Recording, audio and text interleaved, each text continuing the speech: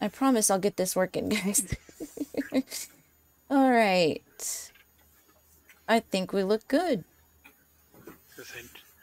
Testing, No testing, 1, 2, 3.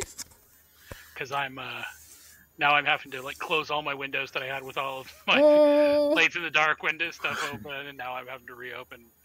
Now I feel like I inconvenienced you. No, it's fine. It's not that big of a deal. Yeah, last minute switch up, everybody. We had some issues getting the whole group together for Blades in the Dark, so Vic or at least enough players. Yeah, you know? there were priorities that all of us should have been here for, so it's fine. It's fine. Nox has generously agreed to do a duo session for us. I was going to say, but this might be, you know, another call out to other people that might want to get involved on Thursday nights, you know. Oh yeah, I've been begging online in my streams. I'm like, come on, you guys. No experience necessary. We'll walk you through it.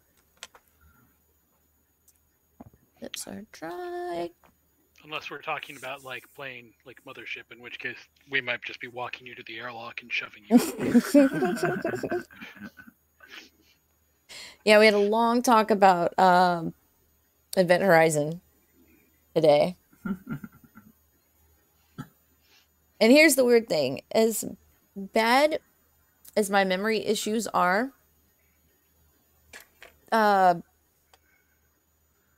Mackenzie in the chat was quoting when the guy's asking her if she wants something hot and black in her, referring to coffee. And I was like, Cooper! And out of nowhere, I'm like, how the hell did I remember his name?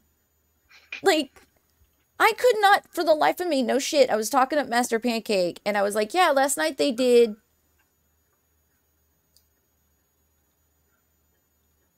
And I had to go open Facebook and look at what they aired last night, because I, for the life of me, could not remember the movie I watched last night. Yeah, I've definitely been there before. Well, let's do our intro. Welcome everybody to the playground. I'm Pixie Phoenix. I'm a variety streamer here on Twitch, and tonight we're doing an impromptu duo session for Vampire the Masquerade. I'm joined tonight by Nox, our storyteller, and Vic, who is played by Zack, my husband. Hello. Oh, talk about last minute changes. But you're so creative. So, for the purposes of tonight, we will say that it takes place much like the solo session that you had, Al, that tonight takes place between sessions, either between session 46 and 47 or after, depending on chronologically what happens and how it all works out. Which means we can't die between now and then, so whatever happens in the next session, the real session, just go balls to the wall. No, just kidding. I mean, there are any number of different ways to die. So, I guess to start off on our normal way for everybody, welcome to our impromptu Thursday night Vampire the Masquerade 5th edition Chronicle, Philly by Night. I guess technically, I don't even know how many sessions this is. We've got to be pushing towards. We're in the 40s. Well, I was going to say, but with all of the solos, total. It's got to be pushing towards 60 or 70 now. So yeah, easily. Yeah, I don't know if those have been tracked. Well, it depends. Usually if I was involved, it was streamed. Right. But Anybody else is there's a lot of other sessions that took place without streaming. Yeah. Yeah. There Yeah. are a lot of other sessions that actually took place without streaming solos and whatnot. So I need to actually get that number put together so that way I can tell y'all. So before we go any further tonight, I guess the best place to start off is there anything that that the two of you want to investigate or look into? Is there anything that you want to pursue?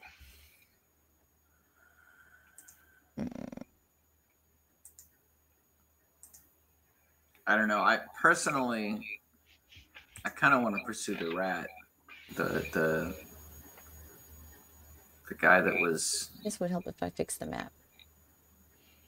that I had the face to face with in the last, not the last, but the session before last. While I was holding back. Mm-hmm. Like yes. he seems like he's going to be a constant threat until we take care of him. So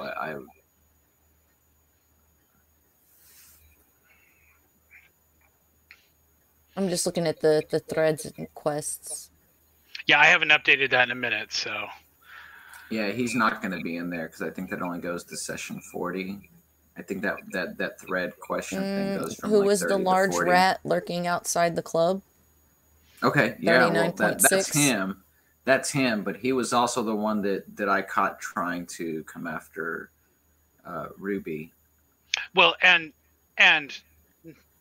not to tell you anything either way, but the large rat lurking out of the club may or may not be the same person. I think it was I don't know. I'm not 100% sure, but I think it was the same person. But either way, the one I want to go after is the one that's been in our building that we know of, that has that's. I was gonna say, it seems like you've had a lot of intruders into your building between the who killed Kai, now who has attacked Marla and who is possibly going to go attack Ruby. Yeah, that was something I really wanted to look into. And then those ever-present shadows that seem to be just out of the corner of your eye.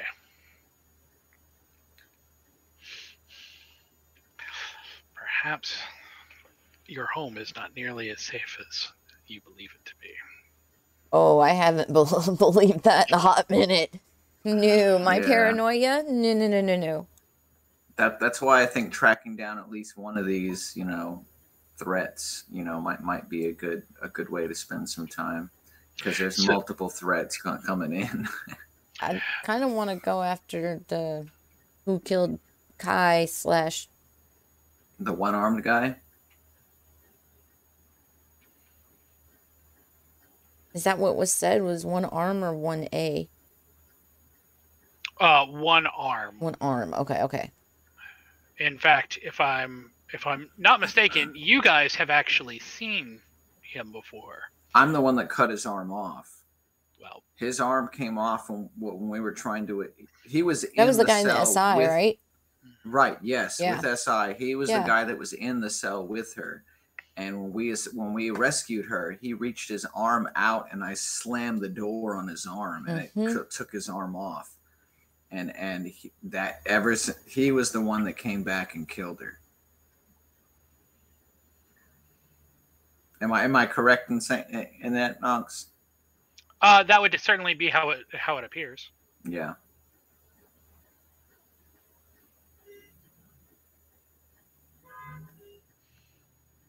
So no, I would not mind going after him either. He's on my list too. He's right up there at the top, along with Rat Dude. Him and Rat Dude are like, right up at the top of my personal list. So if you want to go after him, I wouldn't I wouldn't mind one way or the other. You are so indecisive. You see how he answers everything? No. I'm just saying, like, I'm just saying, like, as far as like on my threat list, like they're both up there. Like both of them have gotten into our building and have attacked us. But both of them pose severe threats right now. So like either one of those is fair. Top of my list.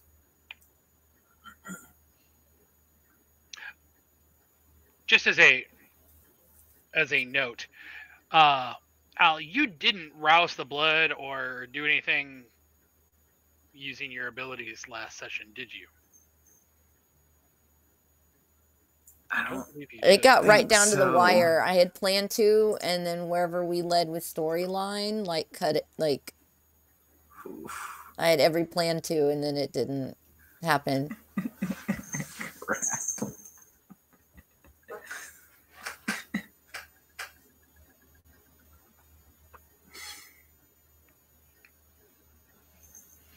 Okay, so you guys want to pursue at least one, or if not both, of the invaders into your home with you. All right. So as you wake up on this cool but not nearly as cold as it has been Philadelphia evening,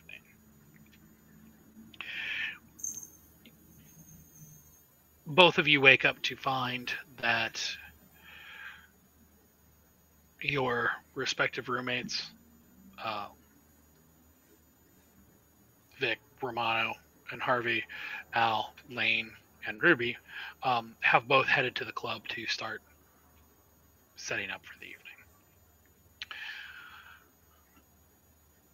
So,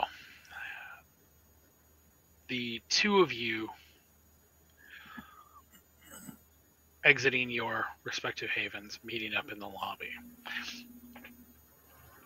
What is your first order of business tonight together? What are you going to do? First thing I want to do is check on Haddonfield and Threnody. Make sure they're at least recovering as much as possible. They're in a safe place. So Threnody is still recovering the aggravated damage that she suffered. She is getting feeling back in her legs now, but she is still at least 2 days out from being up and mobile.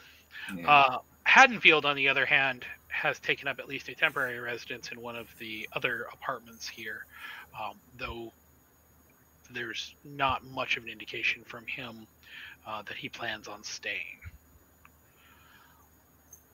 But he is otherwise has recovered and has recovered from his being staked. Okay. What about you, Alice? I think I would just... You know what? I actually want to go into Kai's room and just kind of inspect. Because didn't we kind of close it off and decide it was not good for anyone to stay in there? Well, no. I don't think so. I was going to say between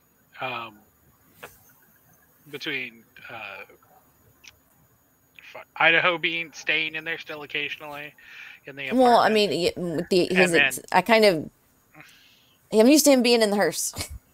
Well, and then I was going to say, and of course, Marla having been staying in that apartment. So no, there was nothing. But so you head to Kai's apartment, which, well, a little dustier now, is still basically as it was the last time that you saw it when Marla was here. The grisly message still scrawled on the floor. The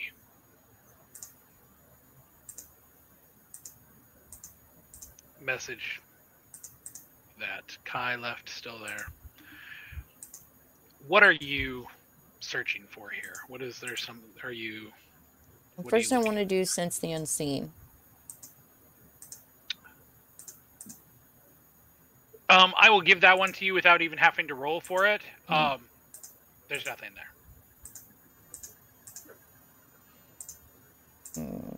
There is nothing that is hiding from view here.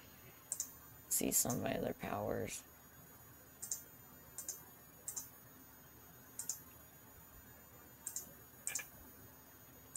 There is a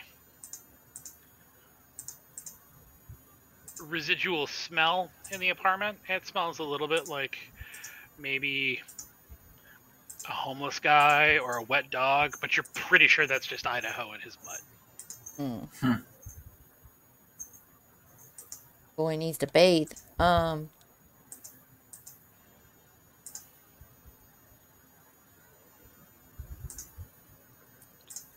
And I don't see anything else out of place. Nothing that seems like windows broken into, anything.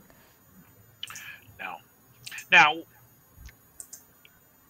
Now, when you were searching for... Now, keep in mind... Or let me rewind that. Excuse me. Using Sense the Unseen will only reveal things to you that are supernaturally hidden. Okay. If you're looking for something else, some other detail, that's complete. Like if you're searching for a clue, you're looking for a detail. That's completely different role. Okay. So, are you attempting to? What are you attempting to do? Just basically see if there's something we've overlooked, or kind of in D&D terms, roll perception. So here is the kicker. Normally, I would say that that's probably wits and investigation, but you have 0 points in investigation. However, I could also awareness. I could also say that's potentially wits and awareness. So we'll make that a wits and awareness roll. So that's 4. So six white. Okay. No red. Oh. Also, Vic, can you do me a favor and roll a rouse check? Oh, sure. Can't I just rouse whenever for no reason? Yes. You could indeed rouse the blood. Oh, Vic, starting to get hungry. I'm roused. I need this crap over with. I need to feed. Boom. Just letting you know, I need to feed. So, Al, what are you rousing the blood to do? Get a better roll. So increasing one of the stats that you just had to make your roll with. So you're increasing to increase your wits. Okay. So we will say you succeed. You didn't get your hunger did not increase, so it doesn't count. Re-roll the above one with one more. With one more. So 7 white. Yeah. Alita, what are you doing? You got less success. Mathematically improbable, and yet. Balls. You could spend a willpower to re-roll 3. You only could got indeed. 4 of them left. But you only have 4 willpower. So, we'll use the original 3 successes for this. So, as you are going over the artwork that Kai left,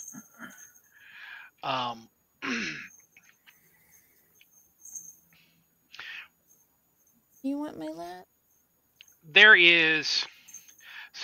are all of the different beautiful pieces of artwork that she left. You've seen them. Most of you have been in there either by yourselves or as part of a group and have gone over it. You've seen all of these beautiful pieces.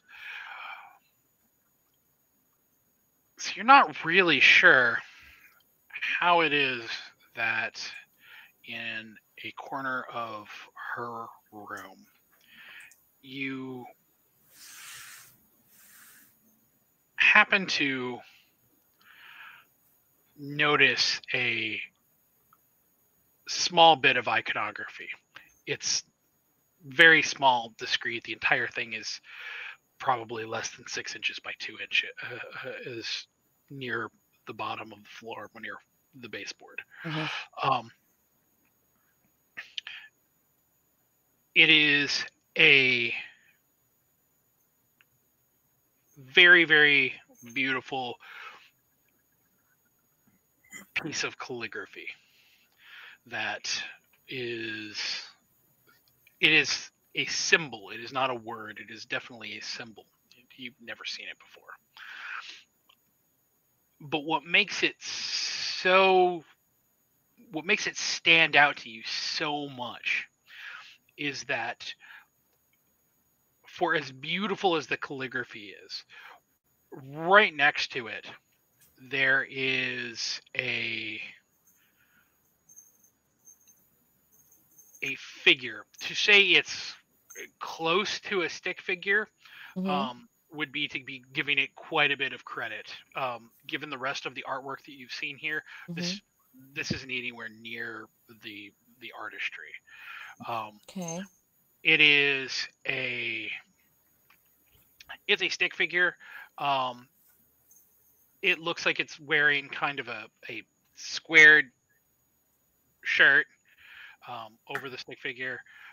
It looks like it's got like maybe like a beard. It looks like you can't tell if the eyes are overly large. There's something going between the two eyes, so you're thinking maybe it's sunglasses or maybe it's eyes. You can't really tell. But over top of that is, it looks like it's been scrawled and scribbled and scratched out in. The entire the artistry of the calligraphy, which was very obviously done doing, like an oil paint, like it was very, very artistically done. It's very, very well defined. And then literally right next to it, it looks like a child's drawing. It looks like somebody like scrawling out a monster or something like that.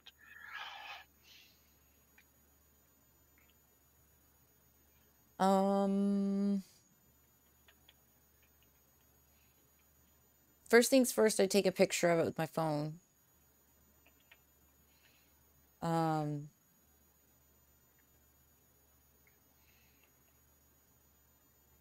I'm wondering, maybe I'm going down the wrong path here, but would it be maybe my cult to see if this is like a style of drawing I've seen before or from a different era, or is this something uniquely to Kai? So let's kind of be a little bit more specific here. Now, when you say that, what are you specifically talking about? Are you talking about the artwork as a whole? Are you talking about the iconography symbol? Are you talking about the kind of scrawled out? Like, what are you? Basically, just this new stuff that I've discovered, because I'm sure we've all seen the majority of the stuff that she did across, the sprawling pieces, but anything of this new, like, oh, hey, we never saw this before. Okay, so you are rolling the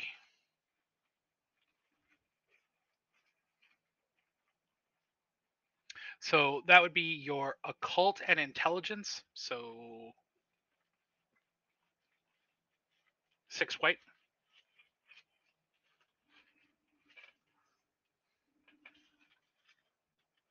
Here we go again. I'm gonna close my eyes because it's always so bad. It's always so bad. 2 successes. Did you want to spend a willpower to reroll 3 No. or okay? Because I get the feeling I'm gonna get told it's nothing anyway. The you don't see there's nothing about this that particularly strikes you as something that you've seen or read about in any of your books. Um, it's the symbol is definitely, well, it's very beautiful, and it's definitely something that seems very deliberate, particularly in contrast to the other bit of artwork that's there.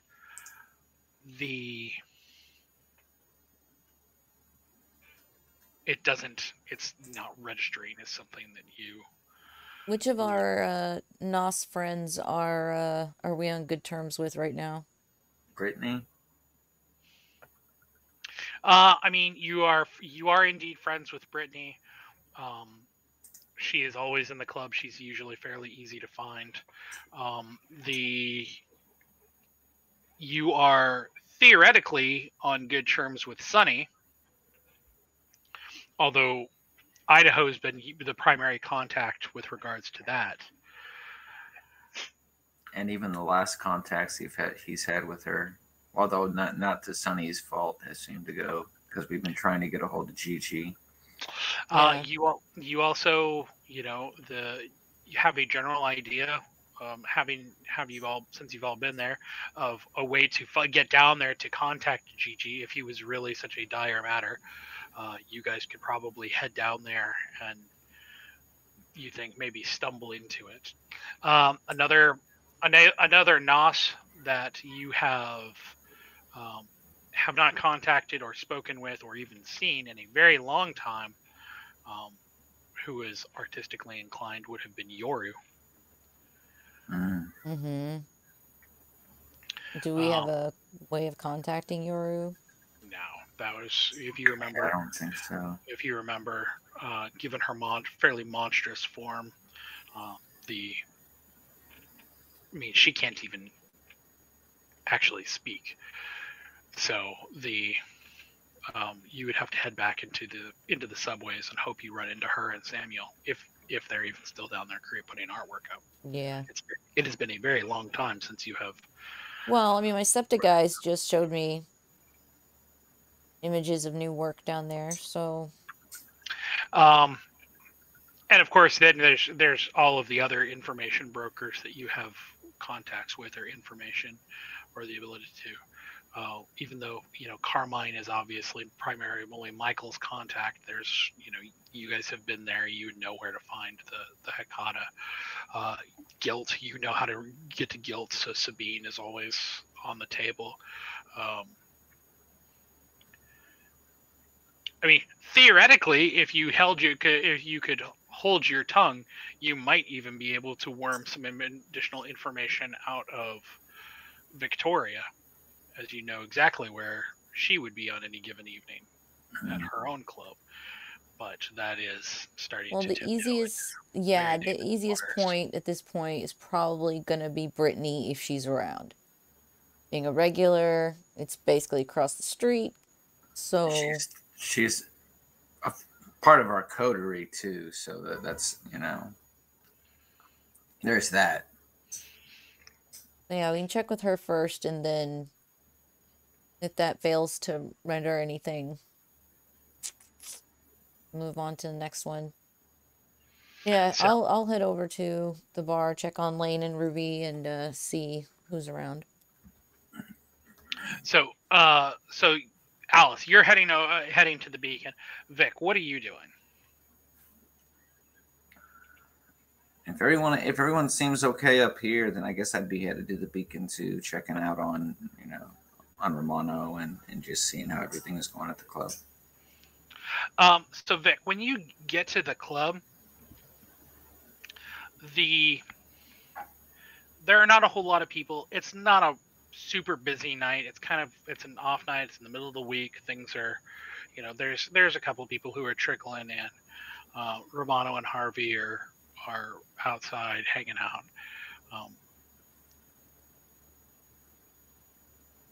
Romano was like,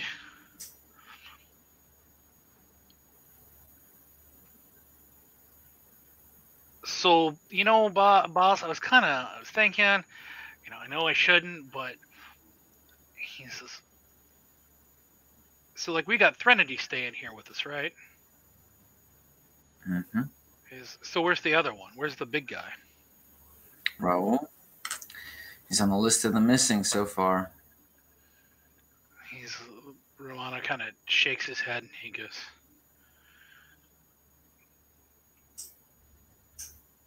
it all just seems too interconnected, right? You know, like all of a sudden, you know, one thing happens and then all of a sudden it's like a giant, you know, explosion of bullshit one night, right? Like, you know, you guys show back up, you got this big deal going on, and then all of a sudden, like, people are getting picked off. People, you know, the bullshit with Threnody happens. You know, we're here at the apartments, and that guy comes and tries to rush you, and he's like, you know, he's like, I don't know. I just been spending a lot of time kind of just thinking about it, trying to put all the puzzle pieces together, and it just. He goes, maybe this is stupid. Maybe I'm just not communicating very well, but I feel like, you know, like there's a missing puzzle piece. Like there's something that doesn't fit together. It all just it's you know it's one of those things. You know. I mean, you know, it's that old saying. You know, once is coincidence, twice is accidents, three times enemy action. You know, there's just too many things going on at once to not have there be some common thread. Does that seem does that seem crazy to you know? Harvey and I have been talking about it, and Harvey thinks I'm kind of nuts. I'll pat him on the shoulder and say, I don't think you're crazy. Just don't try to talk about it too loud, okay? We're still trying to figure it all out ourselves. He goes, no, I'm not. He's, you know, I don't. You know, we keep it in the family here. I just, it's been bugging me. You know, I mean, I didn't know Raul very well, but he seemed like a cool enough cat. Yeah, no, I agree. It's been bothering me too. And if Raul is really gone for sure, then he'll definitely be missed. Harvey kind of is like, what are we going to do about the wreckers? How's police action been over there lately? He's like, I mean, there's still tape and everything all over it. He's like, I don't know, you know, I mean, he's like, you know, lived a rough life my entire time. I can't blame them. You know, they found a shot up cop car in the front, you know, with blood that now they can't track to. You know, I try. You know, if something like that had happened when I was alive, I'd have been worried my ass off for years about the time I'd be spending behind bars for that kind of stuff. He's like, what? Yeah, but maybe I'll talk to Al about reaching out to her cop friend, see what information we can get from that. He says, maybe we need to, instead of reach out to the cops, maybe we need to reach the other way. He said, maybe we need to find a lawyer who can kick them off. Mm-hmm. Who, out of game, who in the coterie, ghouls included, would have the best contact for lawyers? Would that be Moira? Probably. I mean, Moira would have the contact, would have the business contact for the lawyer. Mm-hmm. One of Michael's touchstones? Mike, I mean, that would probably be the same person that Michael would be tagging up on.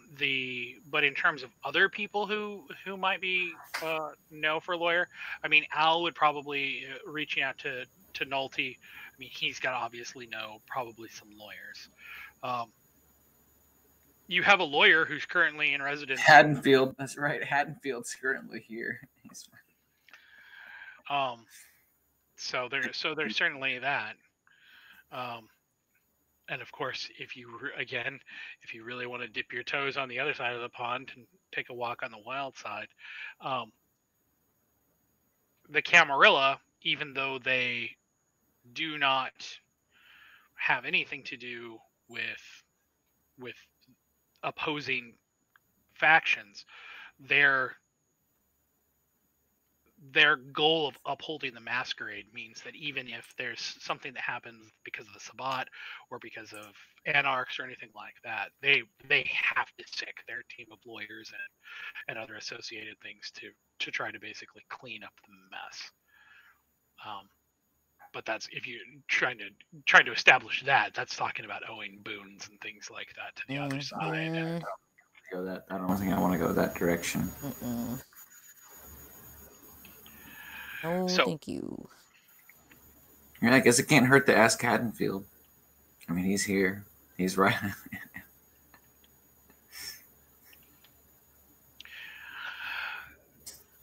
Meanwhile, inside the club, Al, you head down to see Ruby and Lane. Lane's at her bar. She's got a couple customers. She's actually reasonably busy. She kind of throws you the proverbial head nod as you come in, and but she is actually serving a fairly decent group of people. Ruby, on the other hand, is actually for once basically completely alone. Slade isn't there. None of the rest of the Thin Bloods are there. There are a couple spattered people who she's serving at the bar, but for the most part, she's actually having a pretty light night. Guess I'd approach her and greet her and ask how her evening is going. She smiles when he comes up, gives you a big old kiss on the cheek. Basically is like kind of laughs and gestures to the bar and is like, "There's no reason for both of us to be here." She's like, "I totally have this handled. There's nothing doing." She's like, she kind of looks around a little bit and she's like, "Maybe we can go get something to eat a little bit later. I'm a little hungry."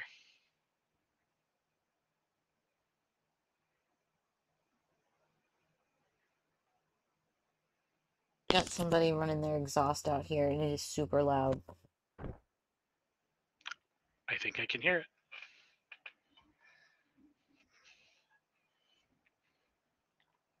My apartment faces a parking lot for the next apartment, so.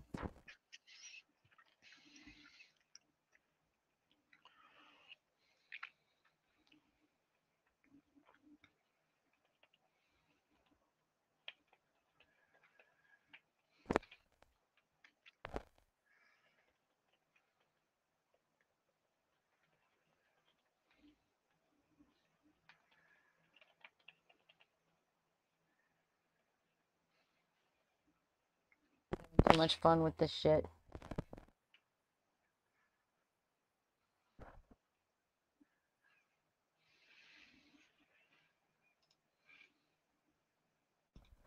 Welcome to East Austin.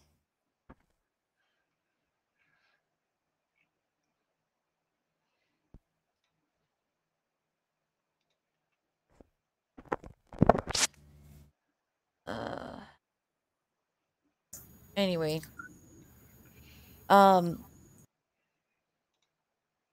Yeah, so she mentioned it was a slow night. Mm-hmm. I have to ask her, let's see. Do you happen to know where your friend Brittany is tonight? She's kind of looks around and she's like, I mean, I'm sure she's here somewhere. She usually hangs out in the green room. She might be in the up near the DJ booth. She's like, I haven't seen her tonight, but I mean, she lives here. So. Okay. I just know you guys are usually hanging out. But I do have a question for her. So, I mean, if things are, is it just that it seems like it's a slow night overall, or it's just that it's early? It seems like it's a fairly slow night. Okay. Like even out front, there wasn't a line. There wasn't anybody waiting to get in or anything like that. So. Yeah, I think I will invite her with me on this little investigation and go ahead and show her what I found in Kai's room on my phone. So she's like, I can't go with you. I still need to stay here at the bar. She goes, but when you show her the artwork, she kind of looks at it like she's never seen it before, and she goes, "Where was that?" You would She's like, not believe it was like near the bottom, like the baseboard of the floor. It was really weird. she points to the like calligraphy, and she goes,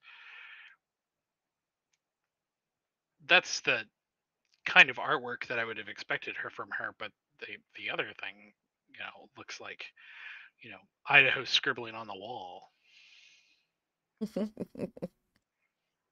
Yeah, it is kind of weird looking. I was wondering if Brittany might have any clues to what it could mean. She goes, Ruby's like, "I have no idea.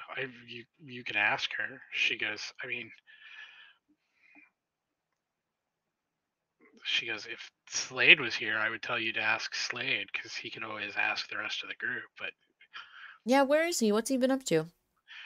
she goes, "I have no idea. Would have expected him here by now. Usually he shows up, and then after that is when the rest of them show up." But she says, apparently tonight's not my night." Sorry, hon. I know you look forward to hanging out with them. She goes, "It's just nice to hang out with, other in-betweens like me." I know it's important.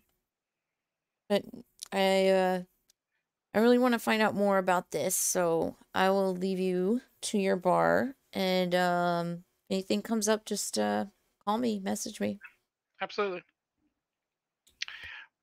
So, you head for, where are you headed? Are you headed for the green room? Are you headed for the DJ booth? What are you doing? I'd probably take a path that checks both areas, whichever one is leading to the other. So, when you go into the green room, Brittany makes herself apparent, and gives you a little wave. She is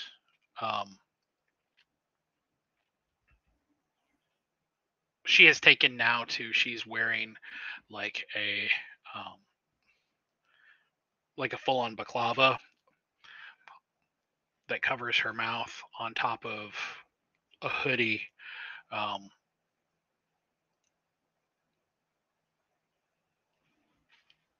It's very apparent that she is still really uncomfortable with how she looks, and even though she is attempting to basically stay away from everybody, even by herself, she is kind of hiding from herself, as it were.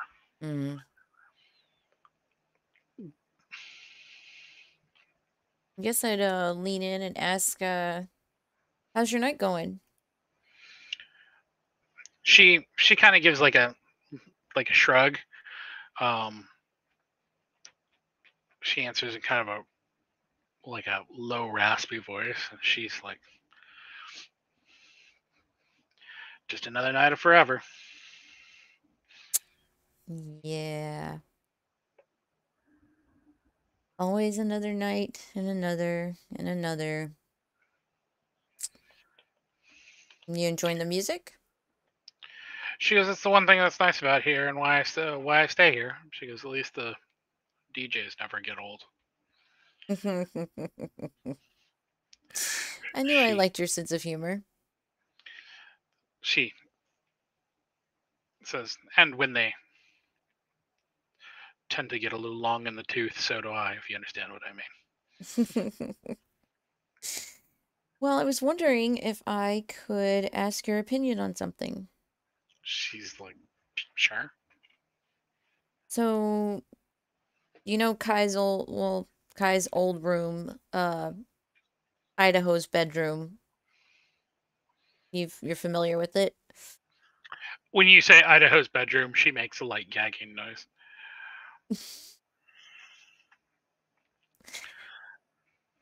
Well, Kai had done some beautiful artwork in there, and I don't know, I just kind of wanted to go in and look around, see if there's anything any of us missed, or if anyone was hanging out in there that shouldn't have been.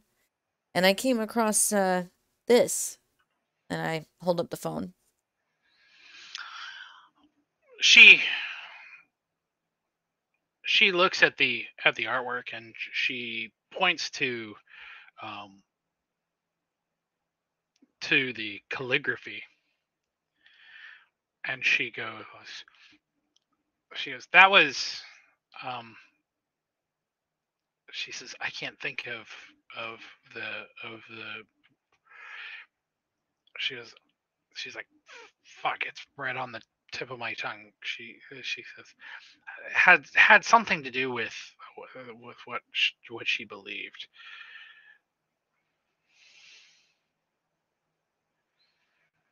Like something to do with like her third eye thing. No, like her. Um, she goes, this is sounds so stupid since we're all gonna live forever. She goes, but like her religious beliefs.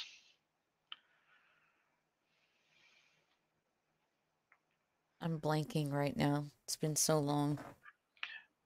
She's like she only talked about it with me once. It wasn't like she was trying to recruit me or anything like that, but I was having a hard night, and she was was talking to me about how did she, what was the phrase that she used? Brittany is kind of like snapping her fingers like she's trying to remember. Mm-hmm. She's like,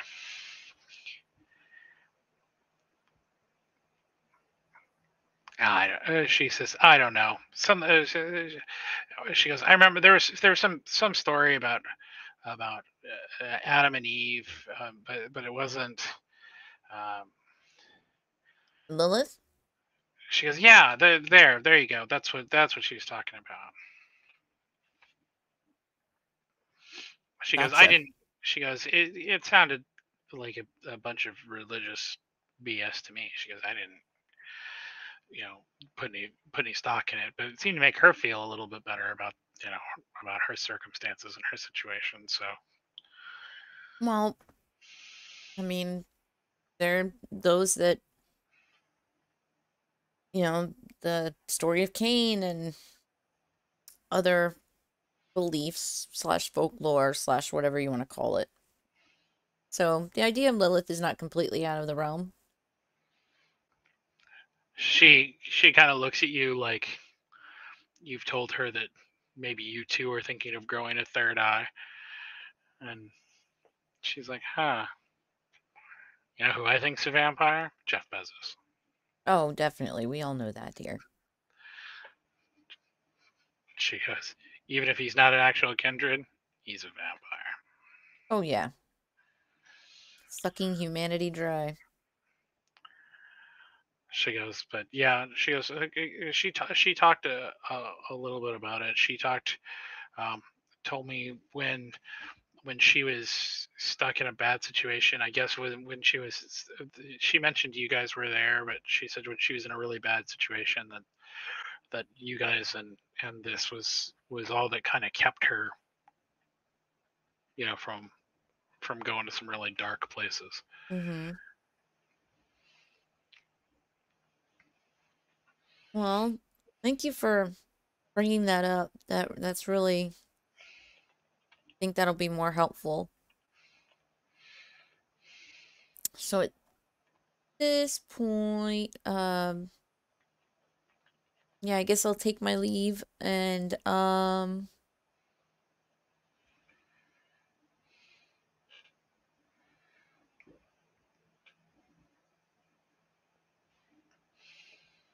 just wondering, this drawing and the art down in the sewer, anything alike, any commonalities, anything that might connect them? Roll roll wits and awareness.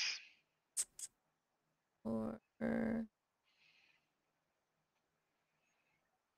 6 white. Didn't you increase your wits? It should be 7 white. Because you rolled to increase to rouse the blood for the. Oh, okay.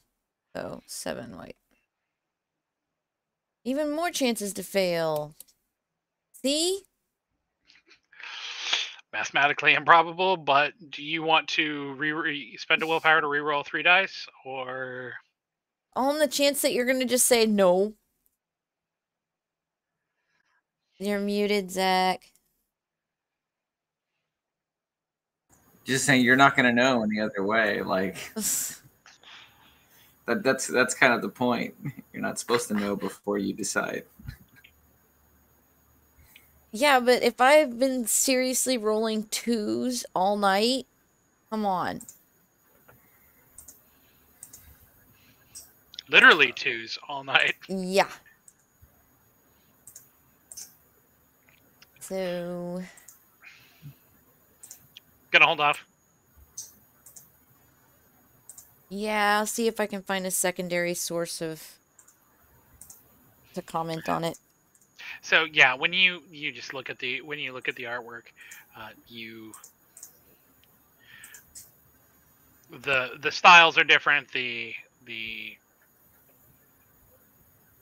There's not you don't see anything that's even comparable between the two.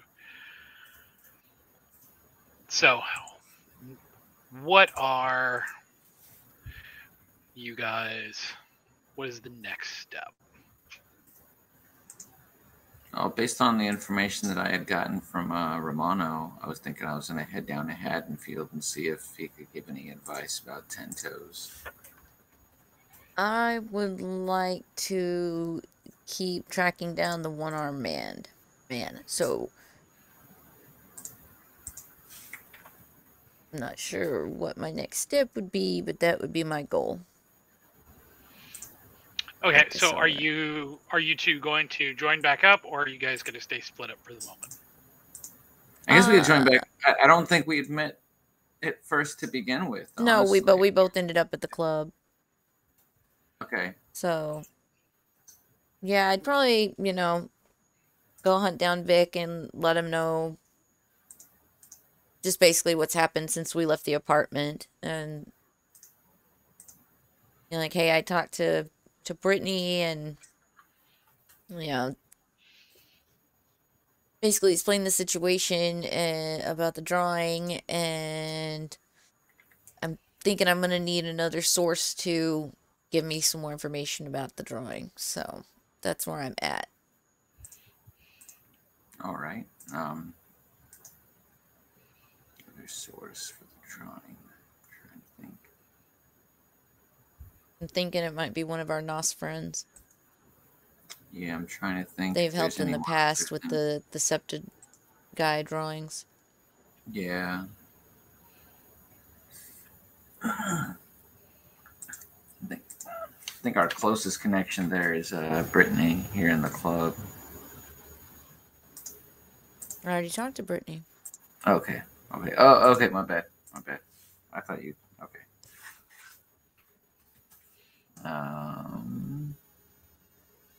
So was it Gigi? Not Gigi. Sunny that gave us information on it, or did we just show up on the? We just went down to the sewer and bumped into NOS.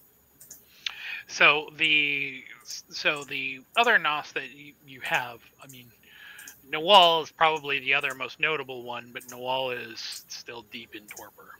Mm-hmm.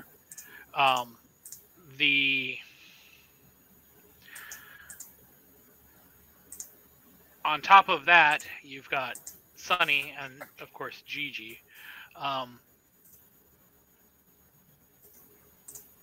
Theoretically, Roy, if you could find him, although he tends to err more on the other side of the tracks. Right.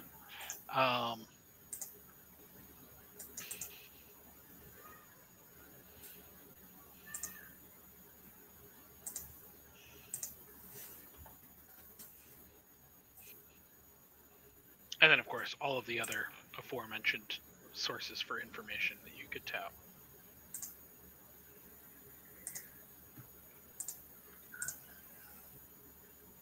What do you And think? then aside from that, Ouch. Romano had brought up Tinto's. Wasn't sure exactly how things are going on over there. I didn't know if you might be able to reach out to Nolte and see if he could at least give us any insight as to what the status is with that place as far as the cops are concerned, so we can I can shoot him a text. progress going forward. Yeah, nothing too urgent, but at least something that'll let us know how to proceed in that direction. Yeah. Yeah, I'm gonna text him. How do I make this sound?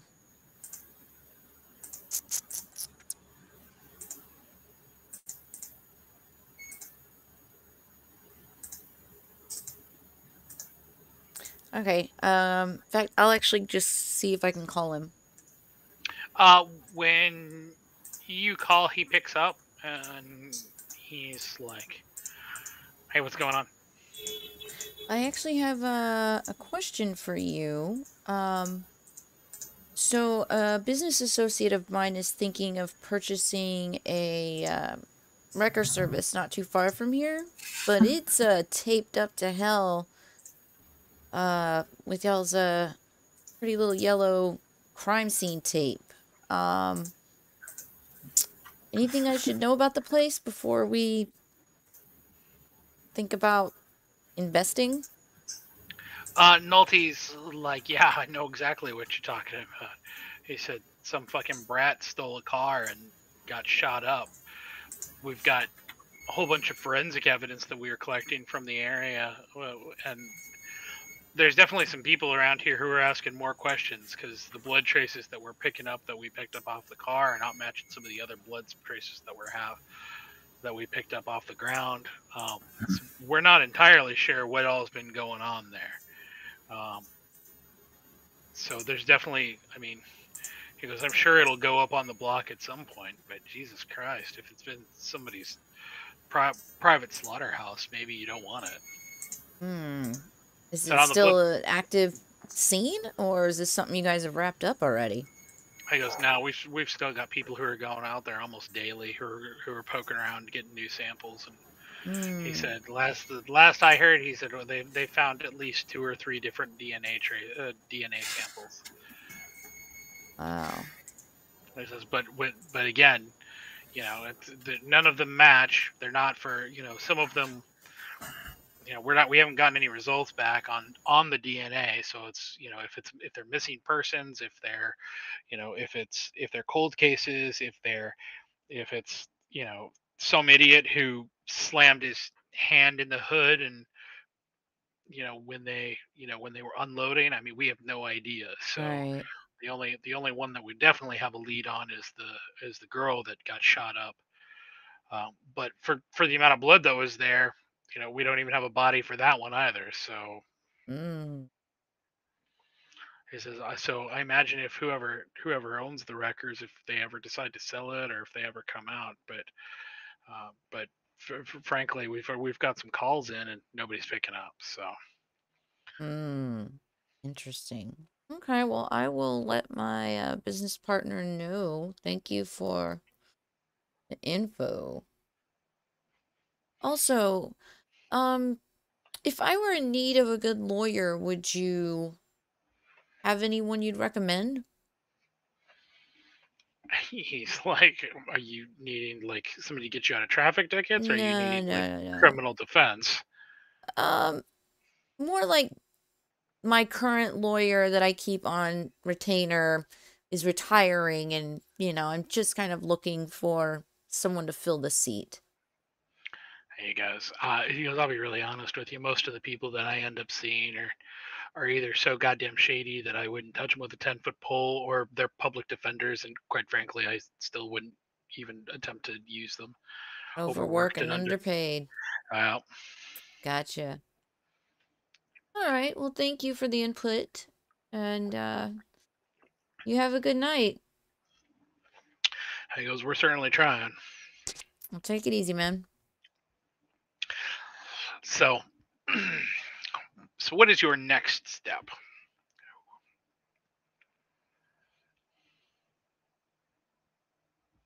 So, out of character, after the revelation of, I guess it was Marla saying the one-armed man. Mm-hmm. That was how we got that clue.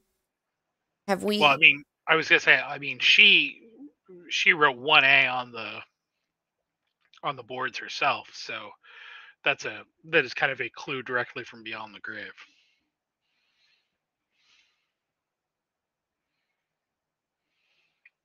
What do you mean beyond the grave? I thought we took her to the hospital.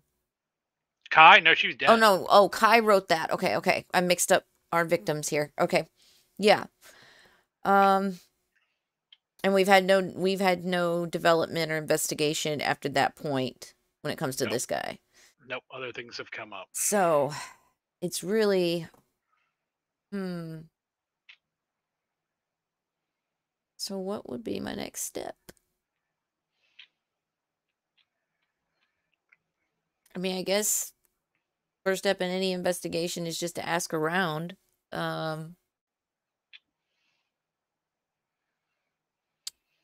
Who would be super knowledgeable about people from the SI escaping? So you've got a couple different options as far as that. I'll say that you could probably, now from the previous discussion regarding trying to get a ward on the apartments in the club against Shaw, that if any place was going to have any sort of record of the kindred who was there, and maybe even samples from them, it would actually be going back to the naval base. But that is so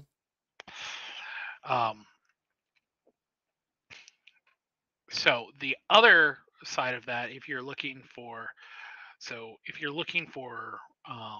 information about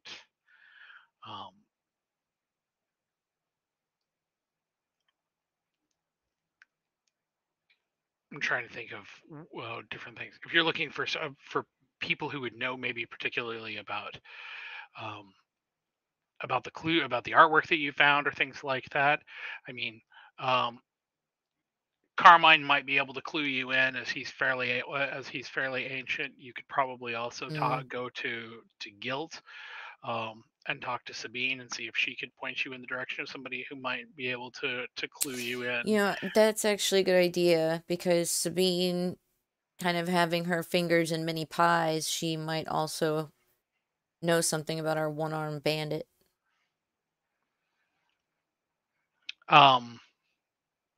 Yeah, and that's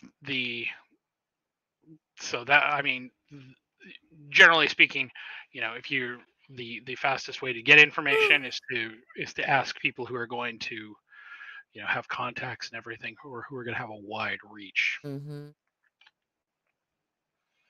Yeah, I'll probably see if Vic wants to drive out there, since he's got better drive than I do.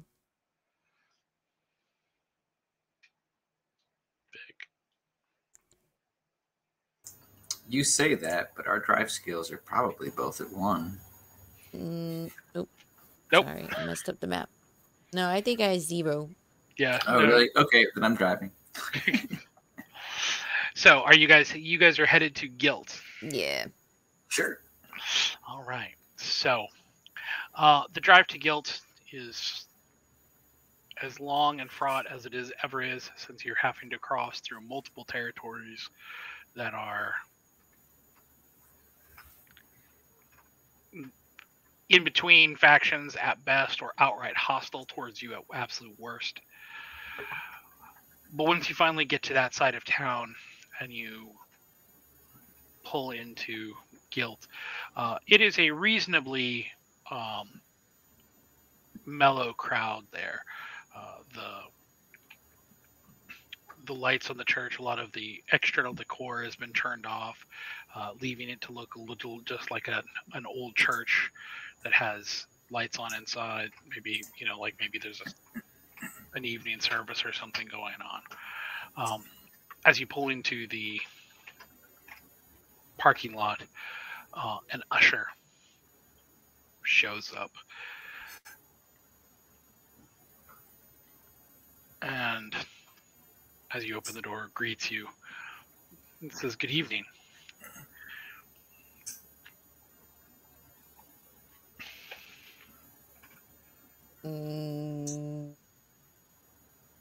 Wait, you said this is valet, or we're at the door already? I'm sorry, I missed. This is one of the ushers who's actually come out to meet you at the car. Okay. Yeah, I would ask if Sabine is available. He kind of fiddles a little bit. He goes, "I'm not privy to that information." He's like, "But I'm sure that somebody inside could probably direct you better than I could."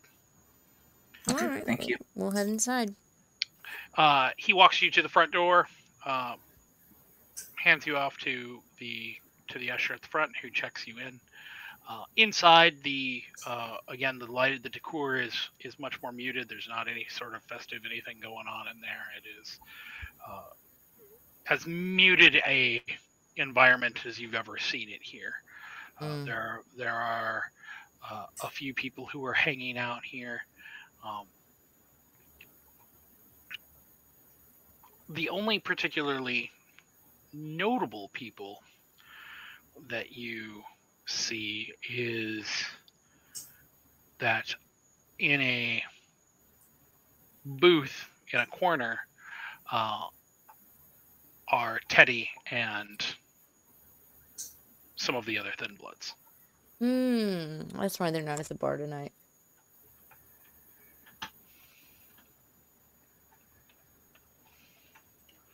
So what are y'all going to do?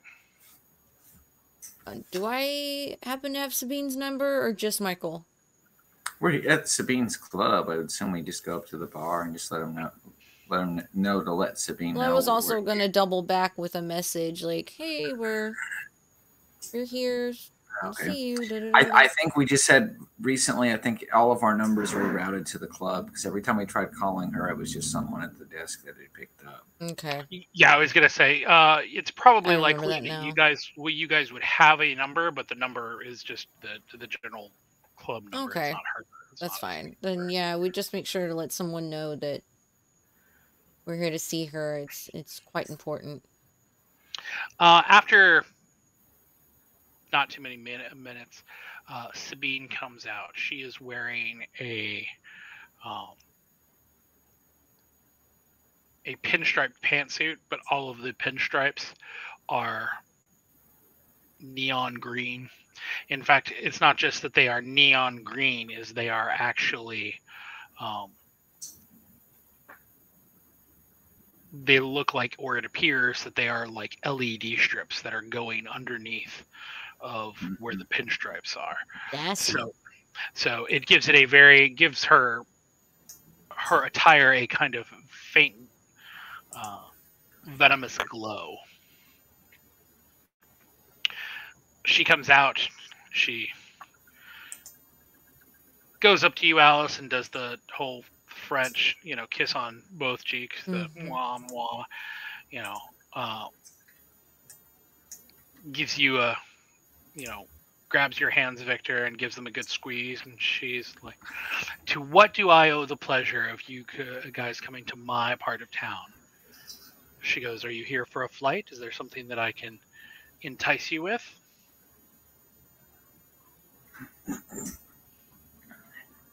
Actually, I think we were here more for. Whoa.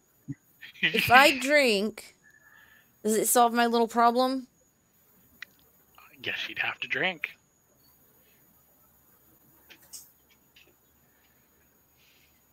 Well, I'm saying, would it count since my hunger is at 0, or do I need to rouse first and gain hunger in order to satiate hunger? I guess is what I'm asking. So if I remember what I told you is that as long as you don't rouse the blood, as long as you do not do that, then your hunger will remain checked. But that the longer that you keep it checked, the worse it will finally be when it finally... Right. So I just didn't know if like drinking outright would solve the issue or if I needed to rouse first.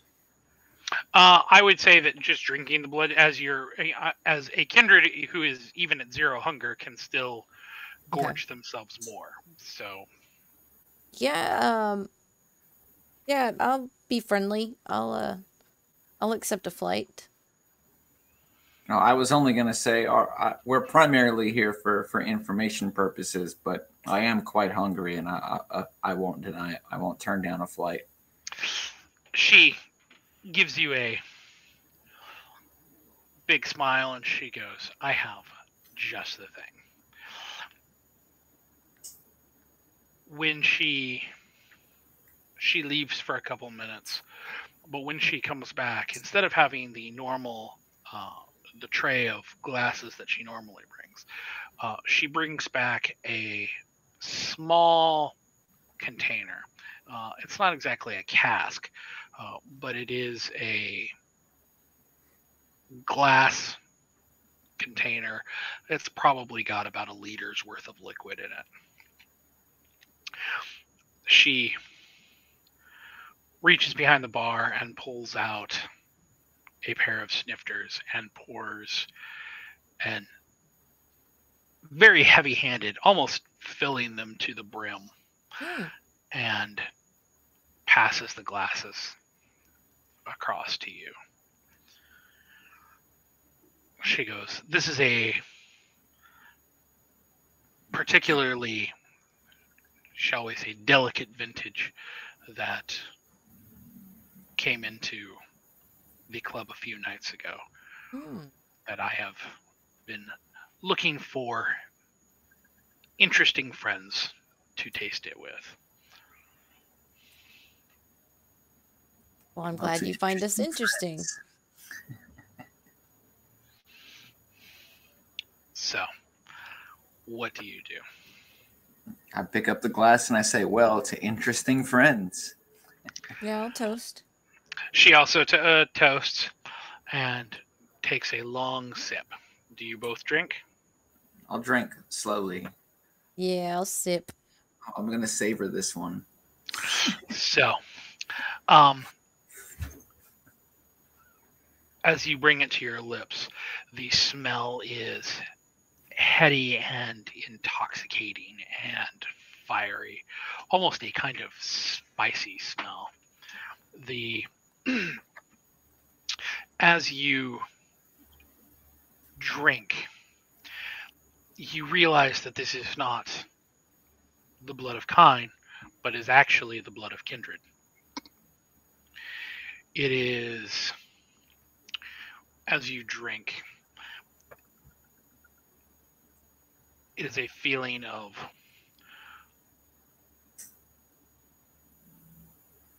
long, hot, sweltering nights, of a bayou deep in the south. It is listening to tourists walking on cobbled stones and listening to blues and bluegrass, hearing people playing cards, the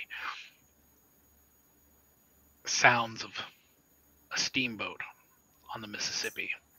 It is old and rich in multitudes of different ways. It is a fascinating and intoxicating blend. But most of all, it is a satisfied blend. Whoever this kindred was once upon a time was very happy with their station in life. Perhaps too happy and too satisfied.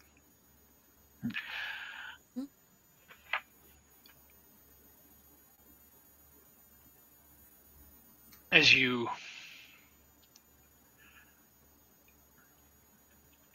pull your lips away from the glass, even though you have not drank a whole lot, Zack, it's more than enough to sate one of your hunger.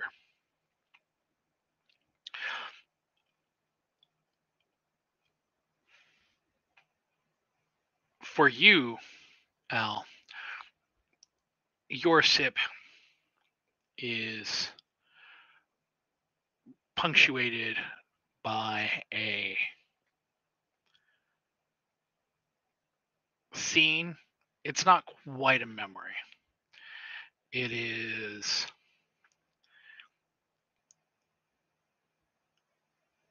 sitting on top of a building, maybe at a table, listening to jazz,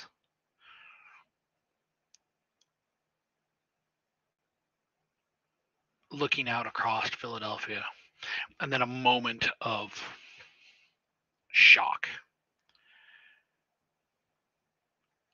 before everything goes dark.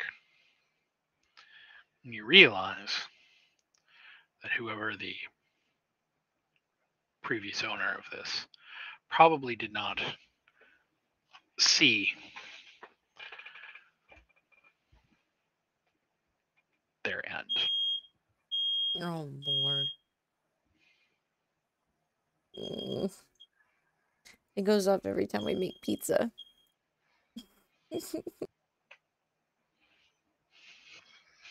They did not get lit on fire.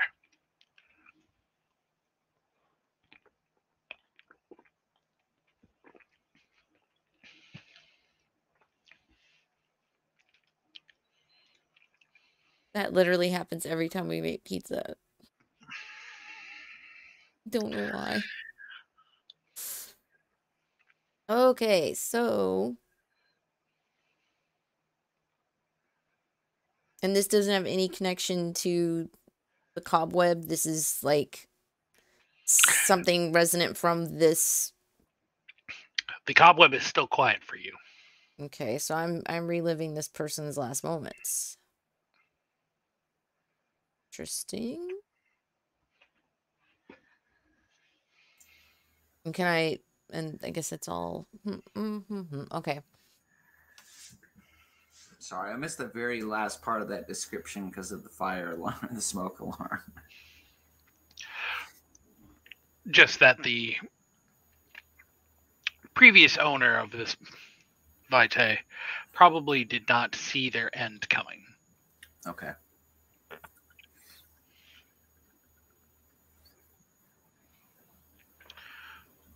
So what happens to me after drinking?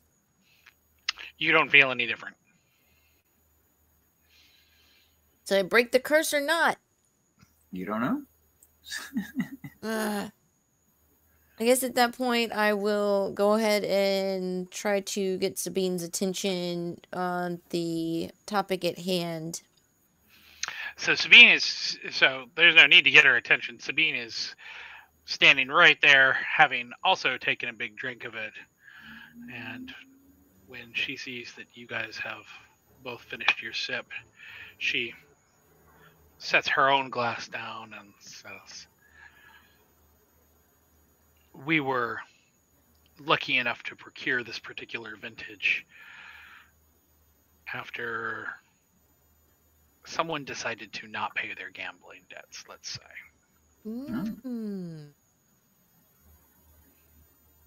Interesting way to stock the inventory. She says, this was more of a gift than a bit of the inventory, so to speak. She says, I doubt we'll have much more of this particular vintage after this evening. She goes, but so what brings you to my neck of the woods? She goes, how have you been? How has the west side been? She goes, I'm disappointed. I'm often disappointed that I don't get to venture out much, but guilt keeps me quite busy. Vic, you want to handle that one? Well, I don't know how much we can tell you out here in the open, but there's a lot going on. I'll tell you that much.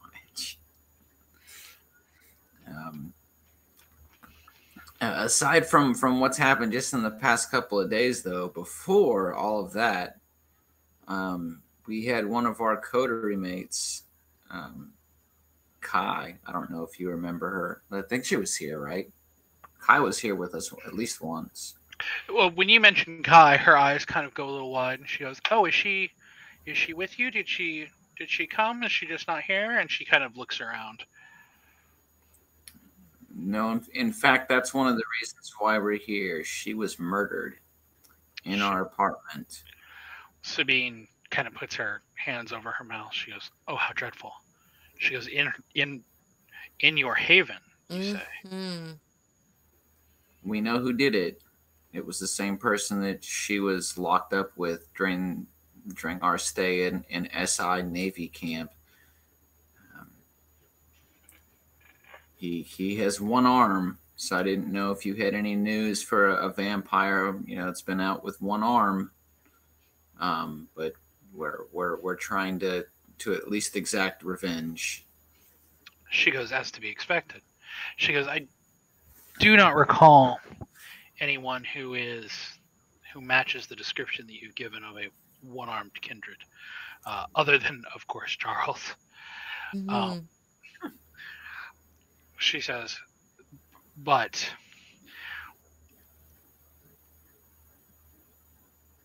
if anyone here would know,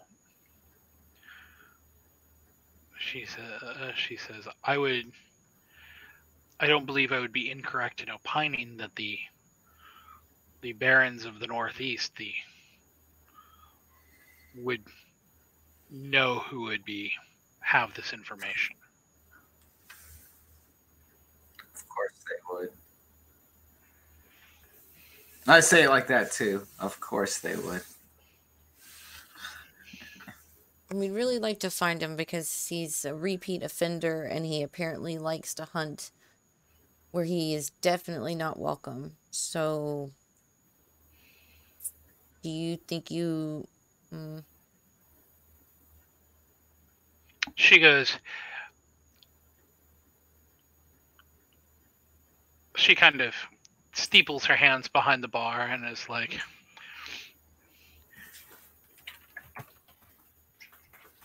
In return for a minor boon from each of you, she goes, I could theoretically make an inquiry with the barons of the Northeast to see if they have given any sort of information about somebody who matches this description. She says, I can't promise that information is going to be a yes or a no, but she's like, but in return for a small boon from each of you, she goes, I would be more than happy to ask them for you.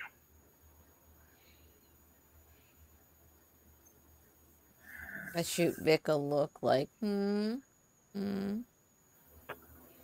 almost, I don't know. I'm kind of split on this one. Like out of game, like I'm almost tempted to go with it just to prevent from having to deal with them right, directly. That's my thought. What's the opposite? What's the alternative? Be us approaching them directly and them being douchebags like every other time we've approached them. Like every time we've tried to approach them verbally, they've been complete and utter fucking douchebags. So if getting that information means her acting as a middleman, could be worth it. Yeah, like I said, I'm kind of split on that. It's I guess. Yeah, I'll go with that. So she smiles broadly and she goes, excellent. She goes, then let me retire to my chambers. I will make a phone call. And with that, she leaves you for a moment. Should we take a break? This seems like an appropriate time to take a break. And when we come back, I'm certain that Sabine will be done with her phone call. Awesome. All right, we're gonna take a quick break. We'll be back in a few. Thank you, lurkers, for hanging out.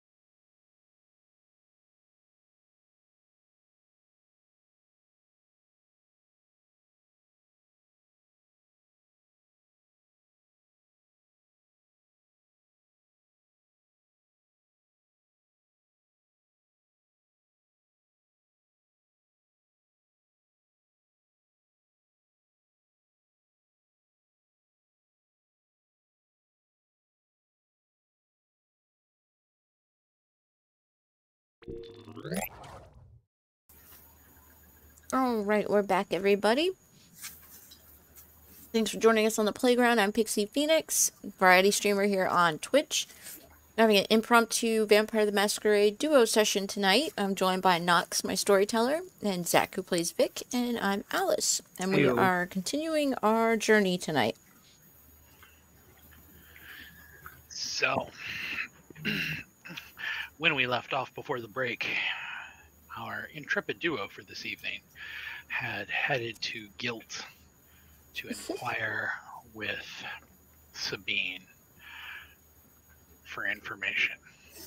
And while she was not in possession of that information herself, for the cost of just 2 minor boons,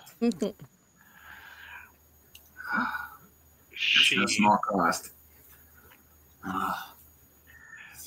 decided to told the duo that she could reach out and attempt to determine this information.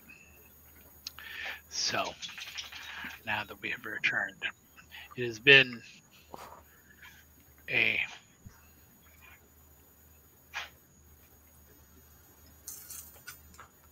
longer moment than you had perhaps thought. A 15 minutes pass, then 20, then 30. Finally,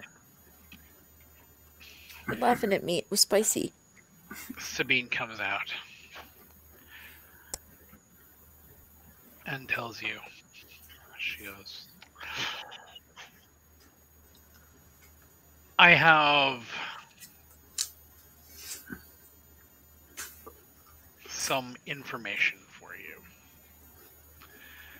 that will probably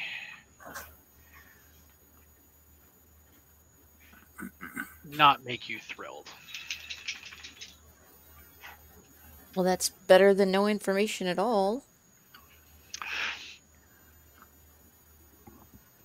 She says, when I inquired about your particular one-armed man, Reese was only too happy to gloat. Apparently,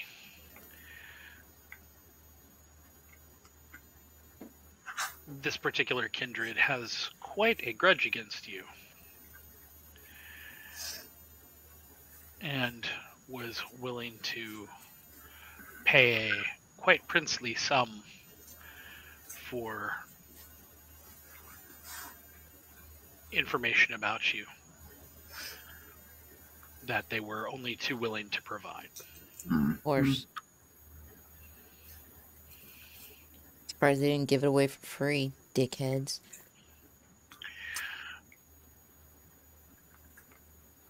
However, they were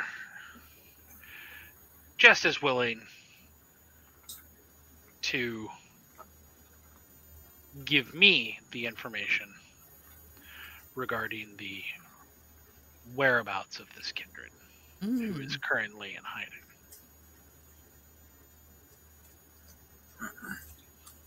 So,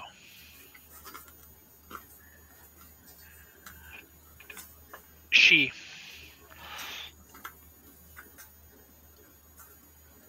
pushes a napkin, a folded napkin, across the bar to you. And as you reach to take it, she puts her hand over yours and says, "You didn't get this from me." Of course. She smiles and she goes, "Then I think that this is a quite reasonable outcome for all involved." She says, "Is there anything else that I could assist you with this evening?" I don't think so. Thank you. You've been more help than we could have imagined. Thank you. She smiles, nods, and she goes, "Then, if you will excuse me, I have other less fun business that I need to attend to this evening."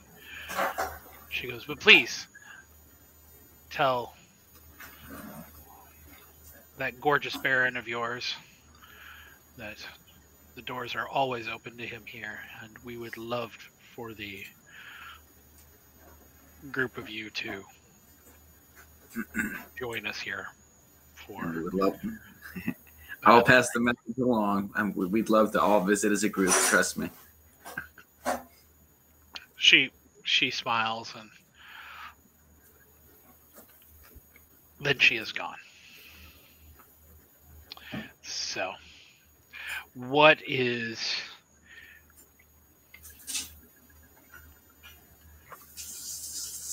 your next step? I put the napkin in my pocket and wait to look at it till we're in the car.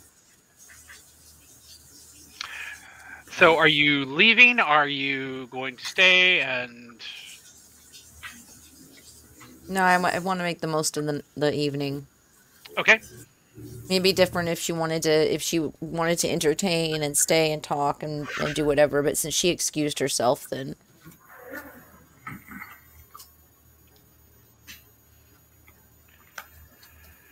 so the address is in the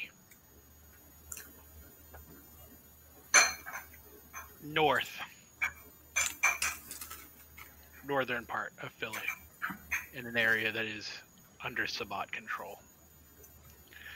It is the address is for a strip mall that has long since been abandoned. The windows are mostly covered up. It is a place that got passed over as larger big box stores came into the area and forced out the smaller family-owned stores.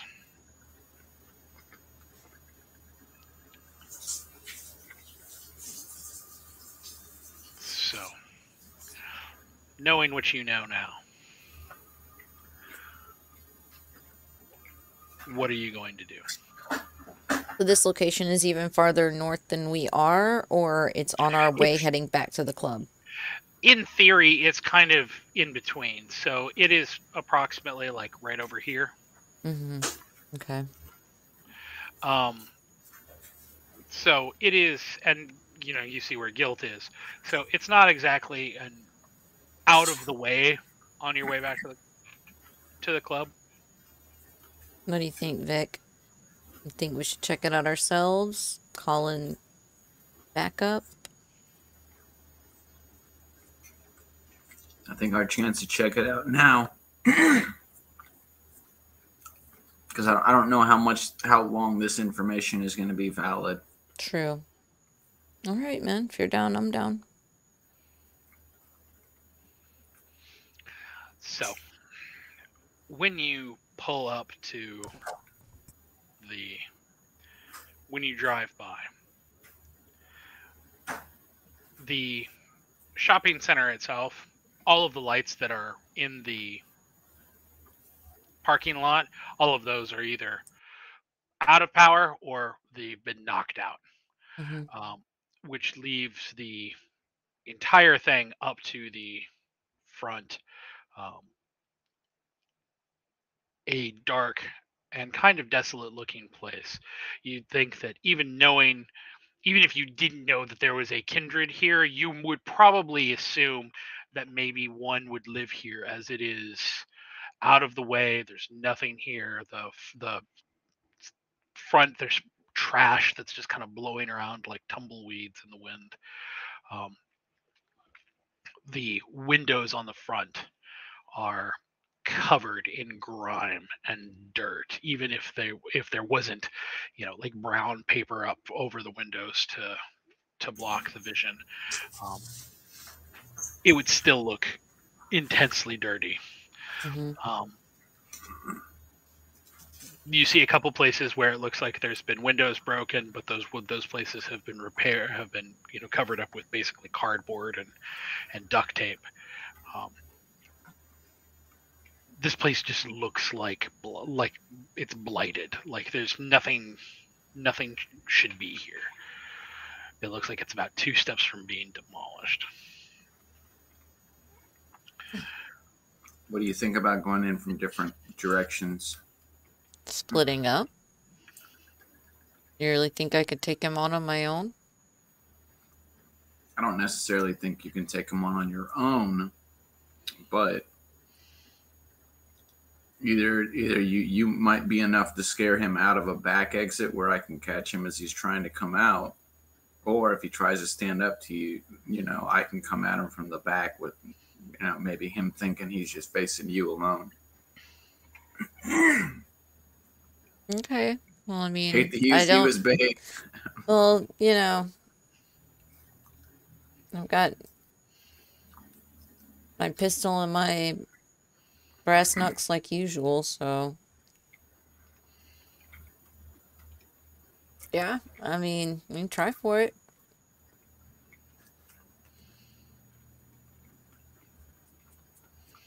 I mean, this is assuming there are 2 exits that we can access. Correct, yeah.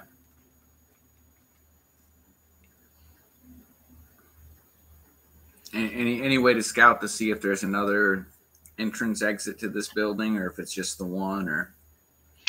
So you can. So if you want to, well, we'll say that you've got enough space.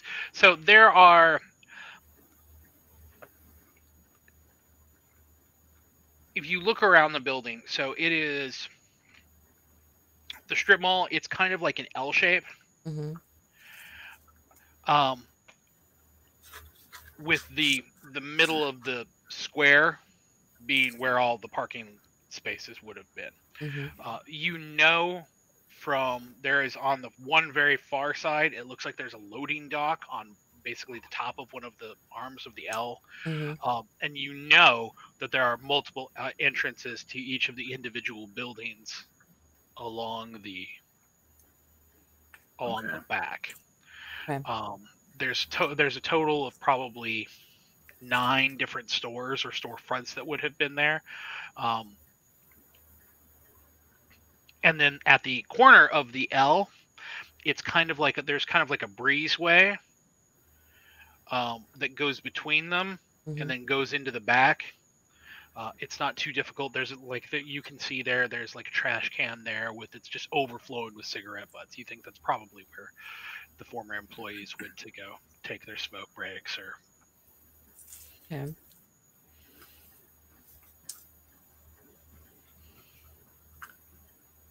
I don't know. There might be too many exits out the back to cover. So. Go in the front.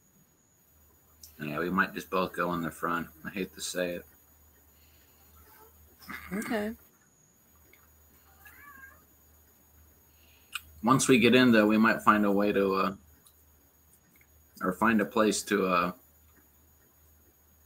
go invisible. Seems dark enough. So, how are you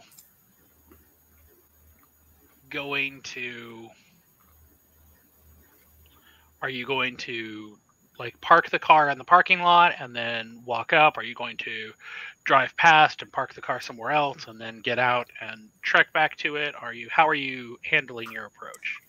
I would say we'd probably park in the parking lot simply because we're not familiar with this area, and if we need a quick escape, the car would be right there. Okay. Okay, that makes sense. So it also shows that we're coming, but I mean, yeah. Well, shit. I mean, this just sounds like a drug dealer's parking lot, right? This is where, like, the crack dealers are like, meet me on this corner. It's this parking lot, I promise you. Is there some place to park the car close to like the front entrance that's not necessarily as visible as the parking lot? I don't, I'm just I mean, there's just it's like a giant empty parking lot. Like, if you park anywhere, you're going to be as visible as. There's nothing here. Yeah, the entire place has just been abandoned. The only way that you'd be able to not be seen is if you parked like behind it. That might be what we might want to do then, is park somewhere behind, or park, because that big parking lot just. Oh, I know. It wasn't. Just, I was going off of working on the escape, but yeah, I mean, if you think that we can try to figure out which of these back exits goes into the storefront we want. Or even like park on the side of the building that's not part of the parking lot, like right around the corner from a door. I don't know what the.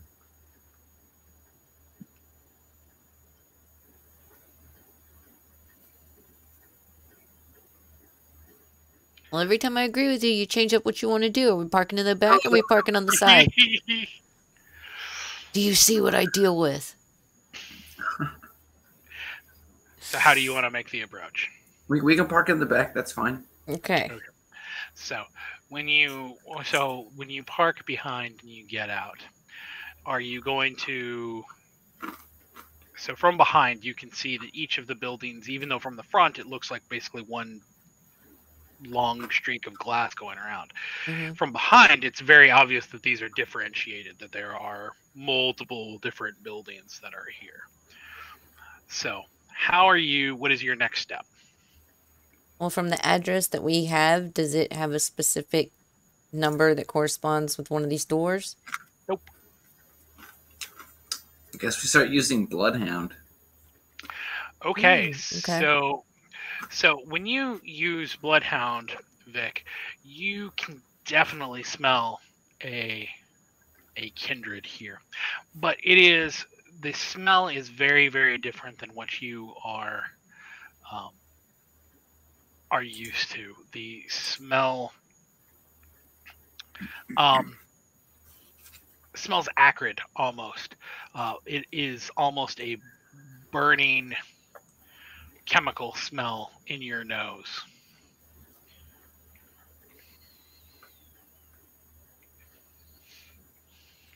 But you can definitely smell that there is a kindred nearby. Not enough to tell what door he'd be behind, huh? No.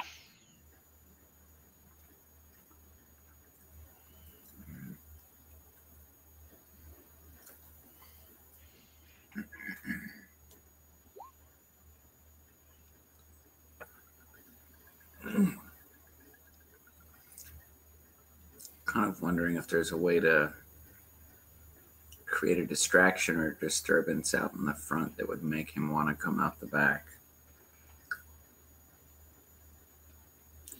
Chuck a glass bottle like Last of Us. No, but I'm kind of serious. Maybe you're big and strong. Throw a dumpster around a little bit, rattle something.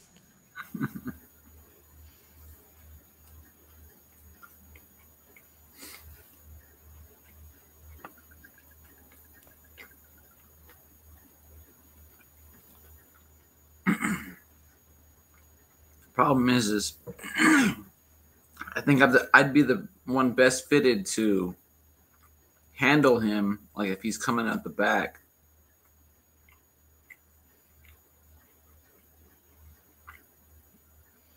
So the distraction might need to come from you up front. What do you want me to do? Pop my gun off right here in the parking lot?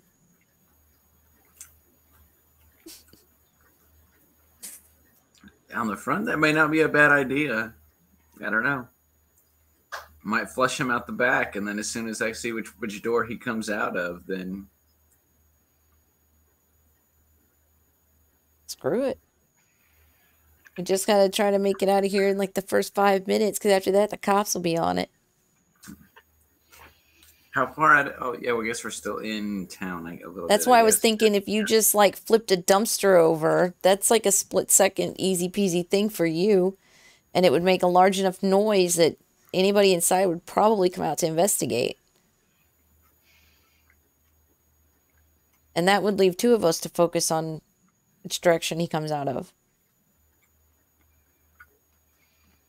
Is there any dumpster, anything big outside, out back Crates, that, you know? something? I mean, yeah, there's an old dumpster. It's full of crap. Looks like packing materials and chairs and. Yeah. I guess we could do that. We could instead of something that would get the police called, we could try and flip a dumpster. And so are you basically? So you're just trying to like roll it. You're not actually like trying to like. We're not trying to pick it up and heave it. It's just kind of like rolling it far enough on its side that it smacks the ground, makes a loud noise. We're basically trying to make enough noise to make someone come out and investigate. Got it. Okay, so roll your, we'll say your strength and your,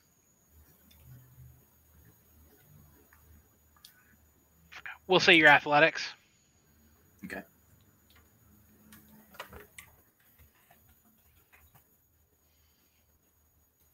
So 5 and 2.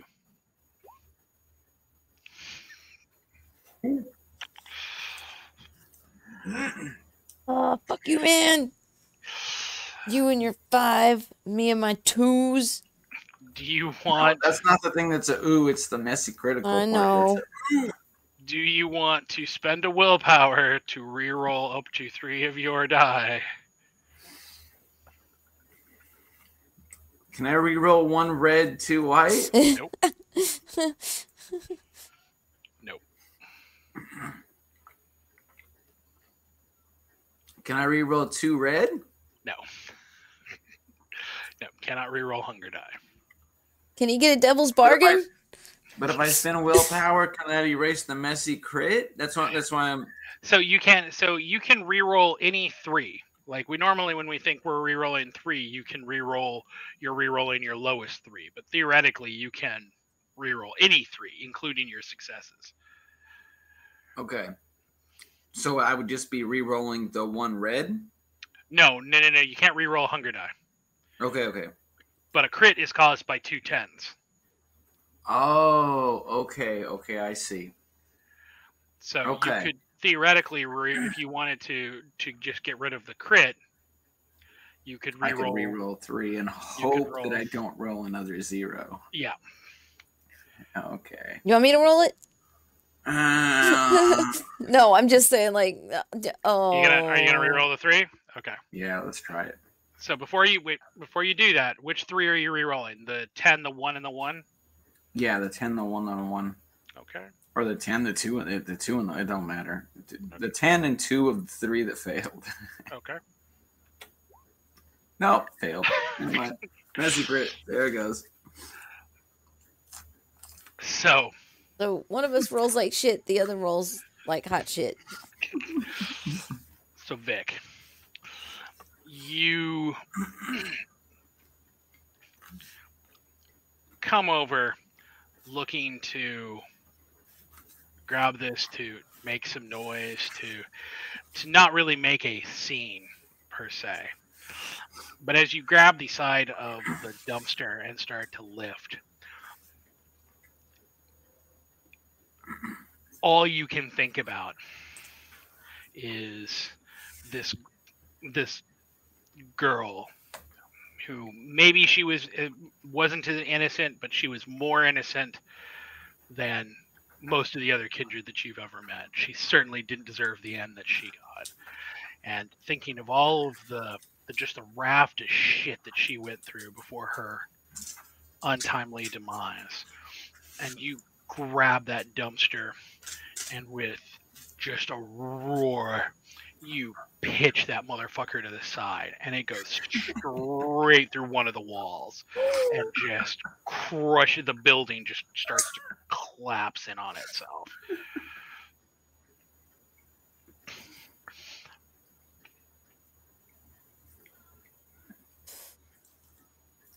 I ready my pistol. As the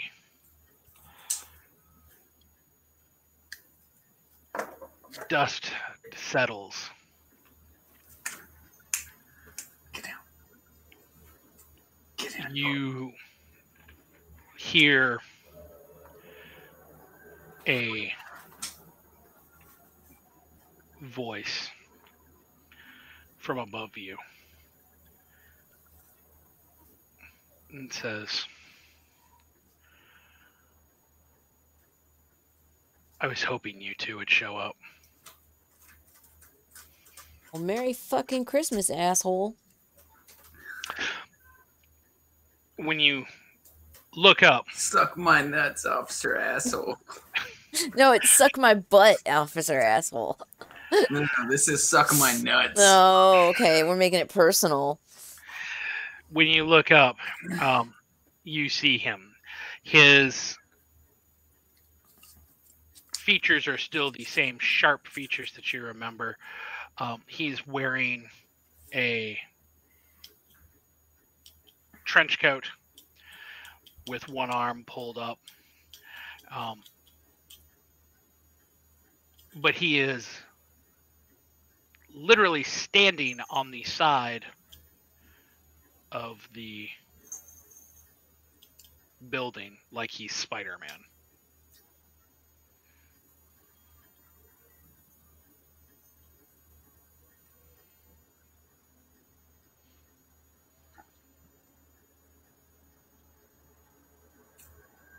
We've got a score to settle.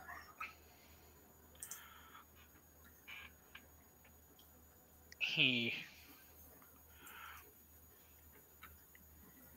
draws a knife out of his coat, and as he does, that acrid burning chemical smell flares in your nose, Vic. And he says, "So do I." And he leaps at you. I'd try to take a shot. Okay, so Al, you are going to attempt to shoot at him while he is leaping at Vic. Okay, so that will be your dex and firearms. So 4 white. I keep moving the map. Vic, what do you... Oh, 4 white. Yep. What do you want to do, Vic? I want to try and grapple him. So you're going to attempt to, like, snatch him out of the air. Yeah. Okay. So... Put him in a nice sleeper hold. So that is going to be your... I'll rouse the blood too. Fuck it. Okay. Rouse. So you're gonna rouse. Okay. So you're gonna rouse the blood. Can I rouse too? And hunger. That's cool. Vic, when you do that and you rouse the blood, you can hear the voice in the back of your head. But it's not even a voice this time. It is just a guttural, growling roar that is like the personification of just bloodlust. Like it is a intense need that is permeating from you to just rip this motherfucker in half. You can rouse the blood, Alice. Mm-hmm. What are you rousing your dex? Mm-hmm. Okay. Well, either one. They're both 2, so. Okay. Well, you can't rouse skills. So. Okay. So you're good. No hunger increase. So it's 5 now? So yeah, so it'll be 5. So 5 white, and for you, Vic, that was because you were attempting to grapple a. This API has to be broken. It's not even funny at this point. Like, I think it's got it out for me. Because you are attempting to catch him, that's going to be your dex. So that'll be your dex in your brawl.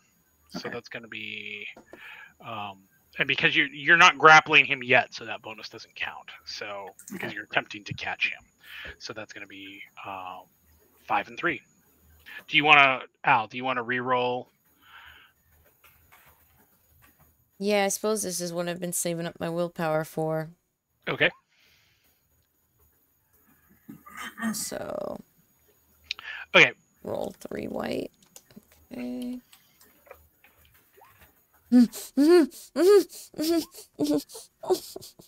Oh, are you also re-rolling, Vic? Yes. Sorry, okay. I didn't want to interrupt, but yeah, I'm spending a willpower to re-roll, so that'll be a 5 total. Okay, 5 total, and you have 4 total successes. Okay, so.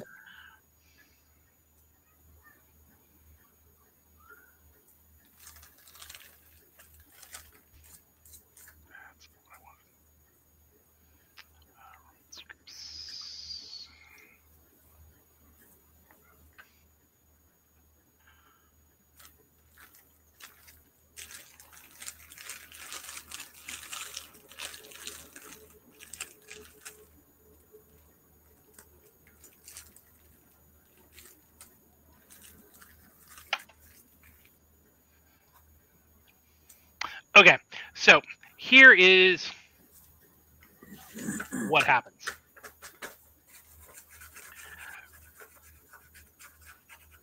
Al, as the kindred is leaping for Vic with one arm outstretched, your shots rattle off in quick succession. 3 quick shots. The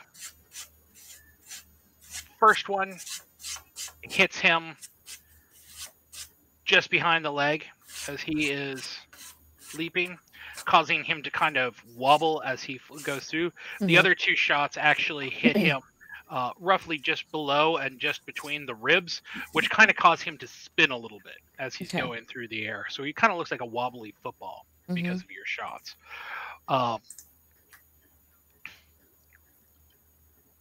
Which lands him because he is forced to adjust now because he's been shot 3 times. Vic is able to easily snatch him out of the air and grapple him. The issue is that as he does this, the kindred with his one arm brings the blade down in kind of a weird inside hack and catches Vic on the shoulder. Now, from where you look, Al, it doesn't even look like it's a particularly deep cut because the blade itself is not very big. Okay. For you, Vic,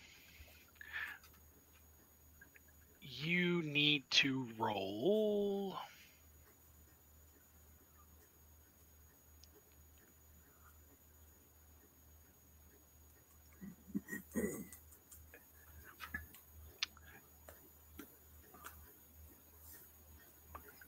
You have fortitude, don't you? What is that? I guess no, you don't. Okay, so you need to roll your stamina and occult. Ooh.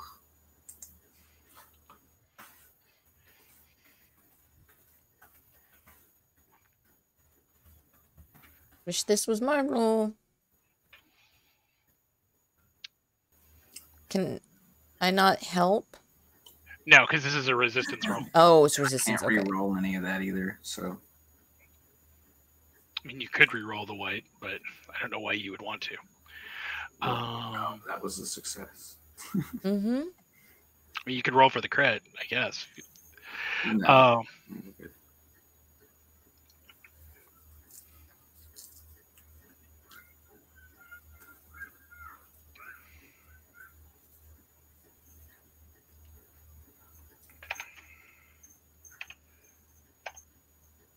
Okay, so you succeed.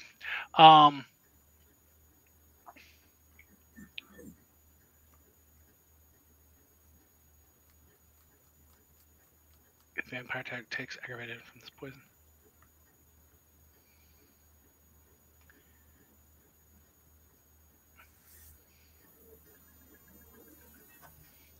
Okay, so when your arm, like, this doesn't just burn, it feels like your arm is on fire.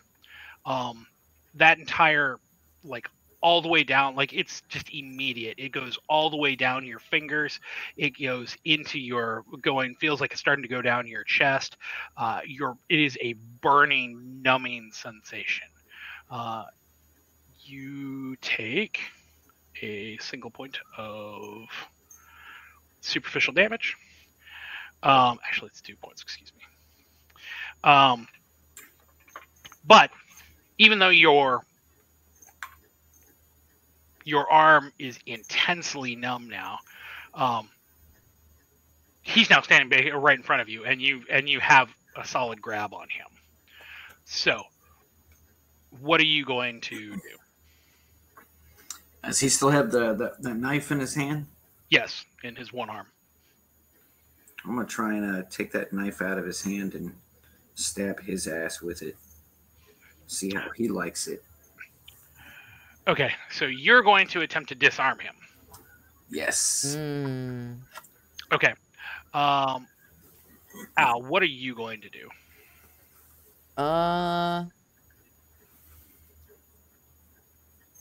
Guess I could try to take a couple of swings at him with my brass knuckles, because they are bladed, so...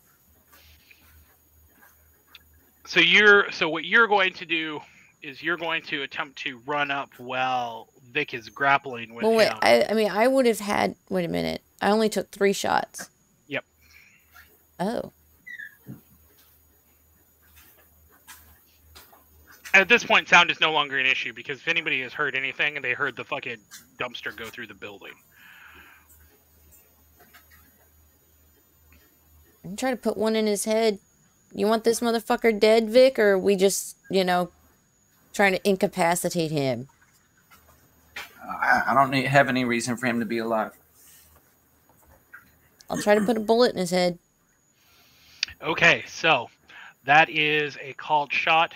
So that is the difficulty on that goes up by 2. So that is, you've already roused for your dex. So that is going to be 3, 2 for your firearms. And you can add an additional one since the target is currently distracted by, Vic. 6 white. So 6 white. And 2. You can reroll 3 of those. As I say, you can reroll up to 3. And only get 2 more? Is it going to make that much difference?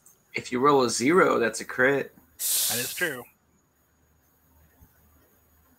So you gonna reroll? Okay. Yeah. 2. Okay. So that's 4 successes. Vic, roll. What are you? Well, you're trying to disarm him. After 2. So that's going to be your strength and your brawl, and your grappling does count for your bonus does count for this one. So 5, 10, 11. So 8 and 3.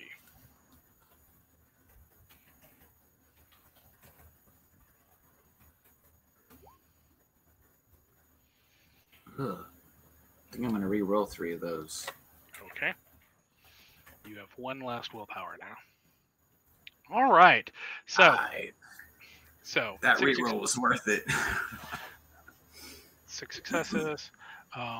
He's going to, well, you're doing this. He is attempting to not have you grab it and attempting to stab you again. So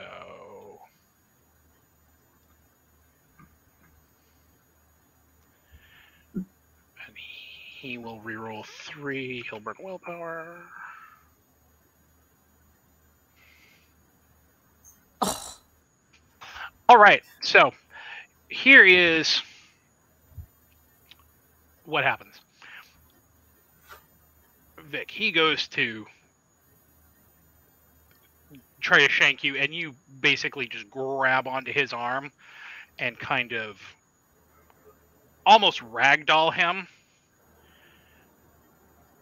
which causes his grip to fail, and he drops the knife. Almost as soon as he drops the knife, what you notice is that the smell of burning vitae is actually coming from the knife itself. That he did something to his own blood to cause it to burn like that. But as you are basically ragdolling him while you're shaking him, again, the blade just goes completely free, and he is nowhere near a physical match for you at this range. Al,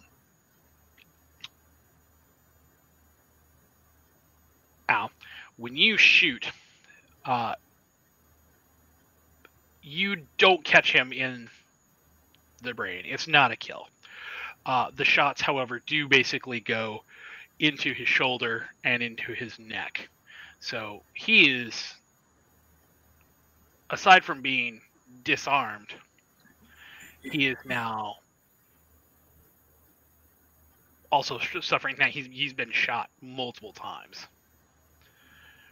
So at this point, he doesn't really have a whole lot of options available to him. So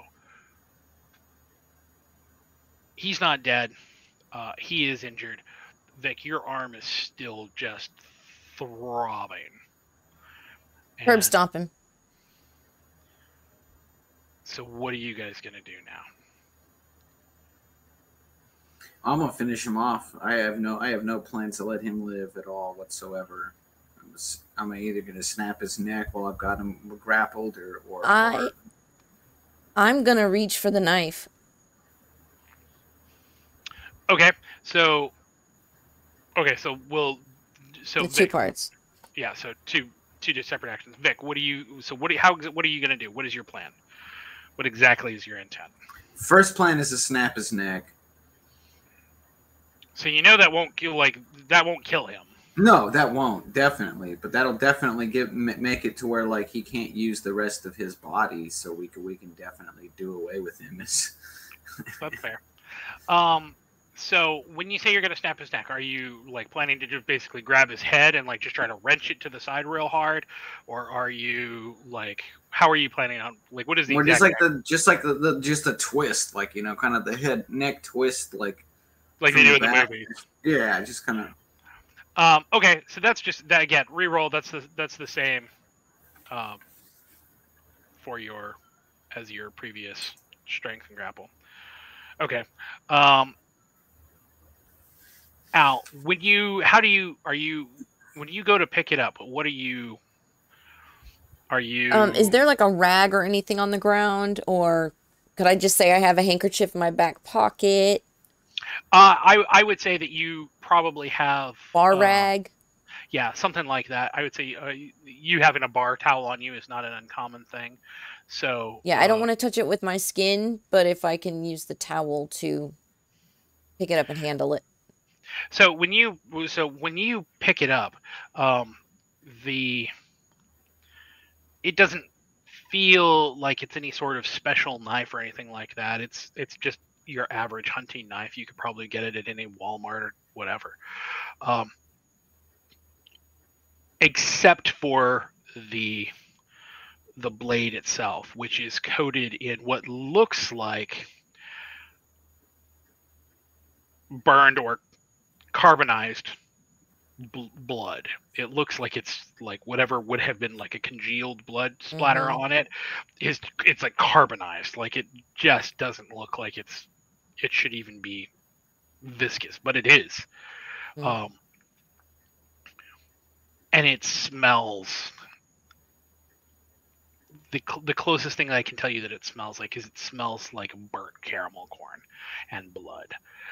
Normally that would be the smell of burning vitae would be appealing, but this just smells like chemical awfulness. It's just sweet and black and burned, and it's just fucking horrible. So, what are you going to do with this knife? Hold on to it for the moment. I plan on taking it back with us for study. Okay, so you're just basically gonna like try to wrap it up in the bar towel and like put it to the side. Yeah, it'll end up going to the car with us. Yeah, if we, well, you've got his action next. Yeah, I was gonna say. So Vic, when you grab him, he tries to say something for a moment, or spit an invective. You're not really sure because the just rage in you causes you to just grab this dude and wrench as hard as you possibly can. And you don't just snap his neck, you're pretty sure that you literally just twisted it free. So he's not been beheaded, but you're pretty sure that like the vertebrae that are supposed to be holding on to his yeah, they're probably not entirely attached anymore. There's probably still some tendons or some nerves that are still there, but the bones that are there, that's done.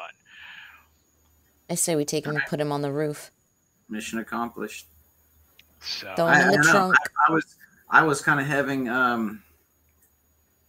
thoughts about taking his head and leaving his body with the Northeast fucking anarchs and just being, and with a note, just be like, this is what happens when you sell out your anarchs. Well, why don't we take him up, behead him, burn the body, and send them the head? Can they regenerate anything after with just the head? No. Once the head is separated from the body, that's done for Kindred. Okay. Dead. No, that works too then. I was because just it's not just our revenge. This is not just our revenge. This is everybody's.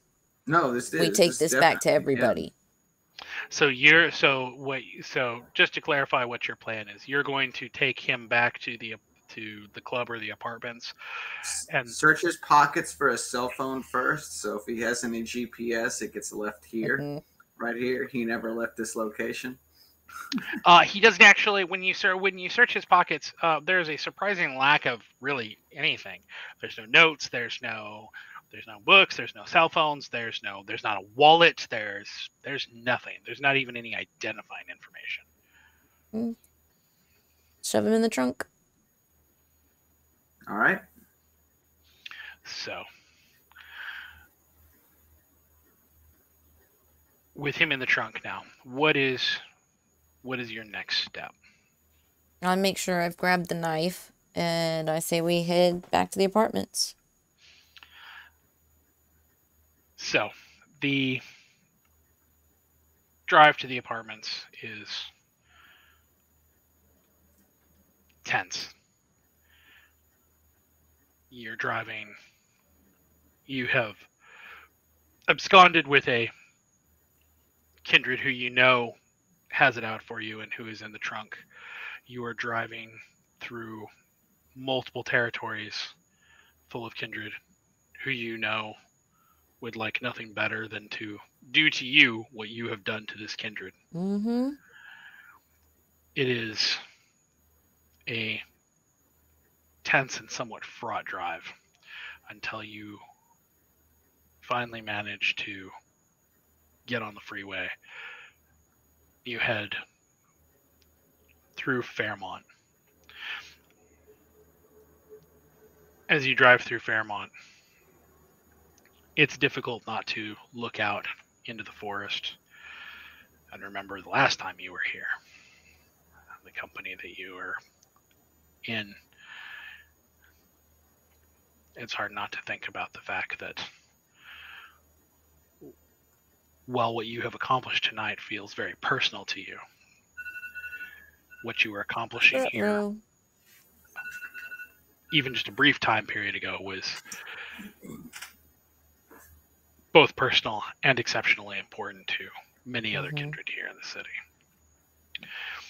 So, when you get back to the beacon, what do you do? Park the car in its normal spot behind the beacon. I think Bring the body to the back, put it in the body storage in the bottom of the club where the cages are. Okay, so you're taking him basically back down to like where Carmine had been kept. Yeah. Okay. I want to get a feeling for the group to see what they want to do with him, but I would kind of like, at least me personally, at least my opinion, I kind of want to see if there's a way to make an example of him, at least to other people that have tried to attack us at home. Just be like, you try to attack us here. This is what, this is what.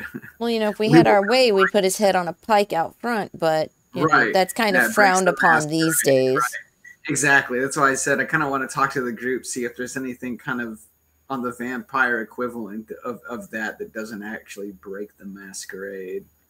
So you put him down into the basement. Do you assign anybody to watch it? Do you just lock the doors and just basically be like,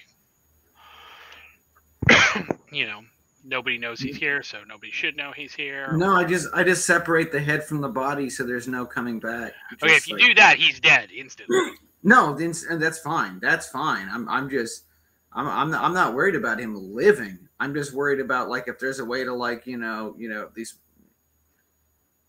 use the carcass. Use the carcass to scare off anyone else. I don't want him to live. Fuck him. He's not living tonight. I said that from the get-go. He has no purpose alive. He's gonna die tonight. That's it. So here is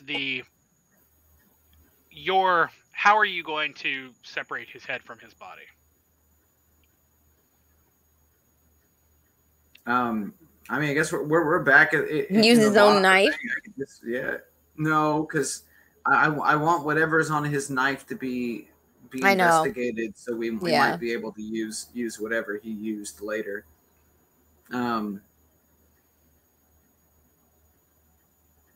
We've got to have something down there.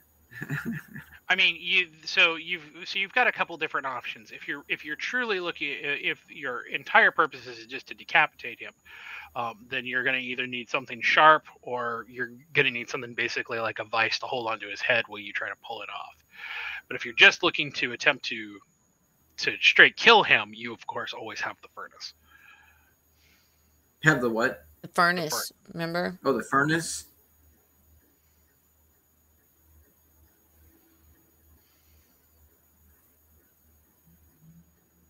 What you thinking?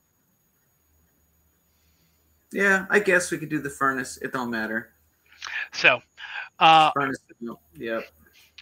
So, okay, so this leads to another question. Are you going to tend to the furnace, or are you going to get the ghouls to do it? If there's enough time in the night, I'll tend to the furnace. Okay, because you know that if you do that, then you are putting yourself at risk of frenzy because of the fire. Oh, the fire. Shit.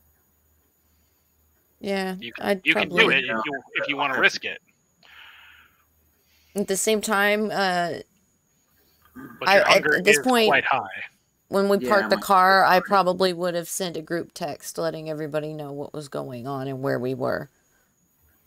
Yeah, I think I'm gonna have to leave that to the ghouls then, because I still need to go out and feed. So when you send the group text, Rhea and Lane are actually the first ones on the scene, and Lane in particular seems to have a very hardened look about her as she and Rhea drag the body down the hall towards the furnace.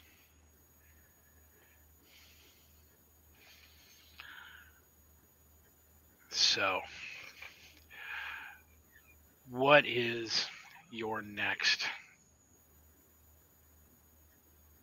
What is next for you? What do you do now? For me, I want to try and feed. I'm hungry. Okay, so you're going to attempt to venture out to hunt. Al, what are you going to do? If I hunt, will it end my little... No. I've tried everything to get that shit over with tonight. Yeah, you've tried rousing the blood. You just haven't actually failed. You haven't actually gotten hungry from one of the rolls, so it hasn't done anything. I guess at this point I would try to study the knife. So if you want to study it, that for you will be your intelligence and occult. So I could rouse on intelligence? You could if you wanted to. Where's the last rouse roll?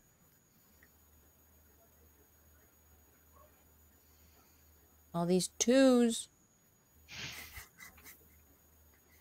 All right, look at that, another 2. So, it's fucking insane. As you roll and rouse the blood, it feels like a rush in your head. All of a sudden, there is a screaming cacophony as the cobweb comes to, and it's almost overwhelming as it feels like you are dropped into an ocean of voices who are all yelling at you and screaming at you and greeting you and just swarming. It is unnerving and awful, like having a million fingers crawling in your brain. And the hunger just explodes in your throat. It is as if you have never tasted vitae before and you are desperately thirsty. So, your hunger is up to 3. Well, let's go and get this over with so I can go out and feed. So, time to go hunt with Vic. Yup. Intelligence and occult, so 3 and 3. Excuse me, 4 and 3 since you roused the blood.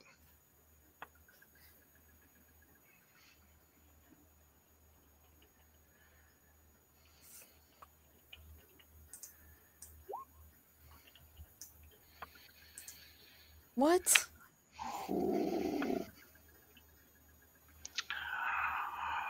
How can you get that, both of them? All right.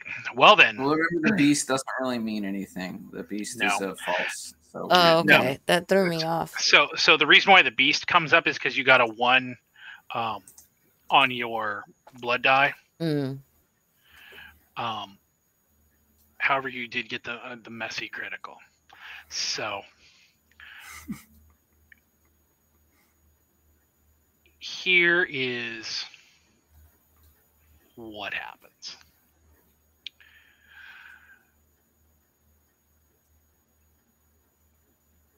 The voices in your head combined with the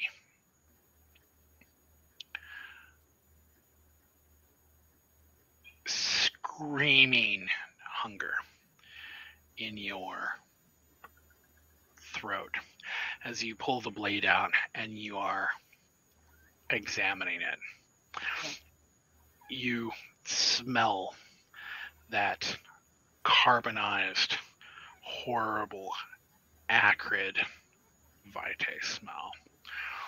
And before you can think even better of it, you run your tongue along the edge of the blade. Oh, shit. It is... My tongue falls out of my head. It is intensely painful. It feels like your mouth is on fire. It feels like there is a horrible burning sensation in your face. You have suffered an aggravated wound for this. However, you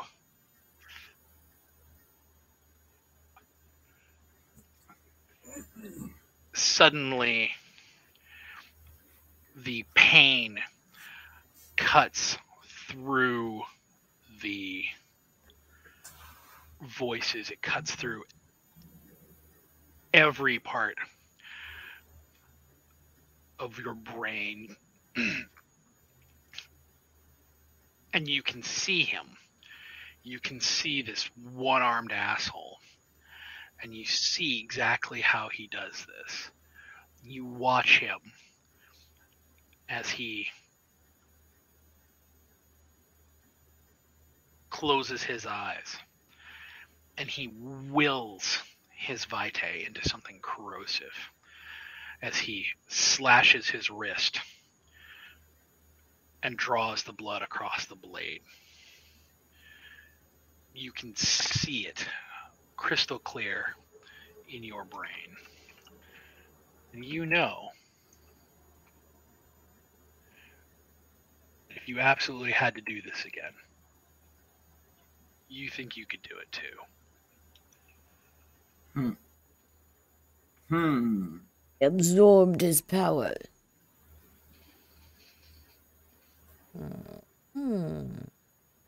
You have learned a skill.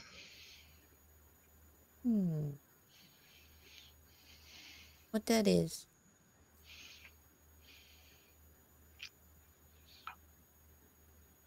You have the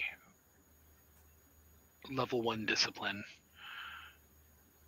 from blood sorcery of corrosive vitae. Whoa, that's cool. Nice. Kick ass. So all we have to do to learn new skills is get aggravated damage? On the flip side of that, however, your face fucking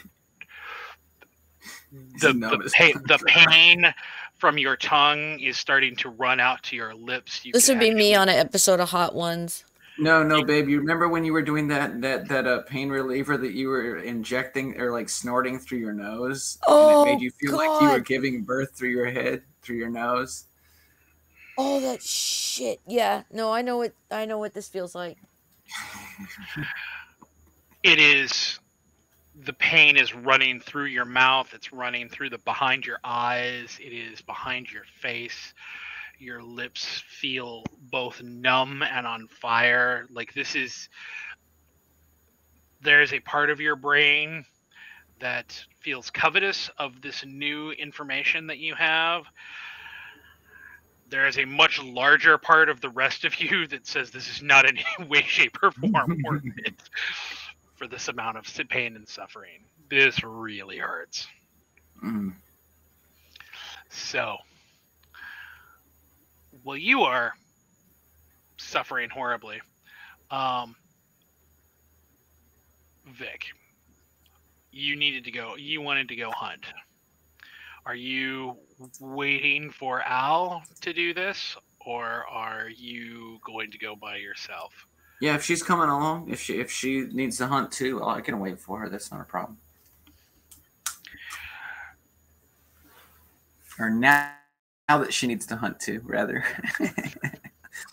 I was downstairs putting my shoes on, and she came running up behind me.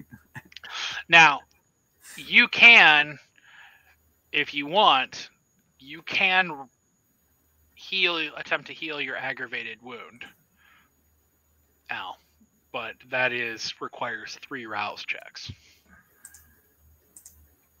and can only be done once per night. It's the same thing that like Threnody and Haddonfield and everyone have been doing in the conference room, healing slowly. And Ruby, they've been healing slowly over time. So 3 rouse checks.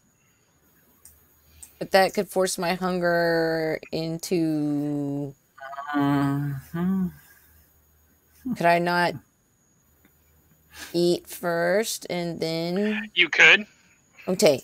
But you can only attempt to heal aggravated damage once per night. Okay, let's eat first. Okay. So, roll... Either one of you can roll... Since you both have the same amount of hunger, roll 7 die, 1 additional die for the... You better roll this, Zach. So A white 4, red 3. Yeah. I suck. So, as you venture out into the evening, it is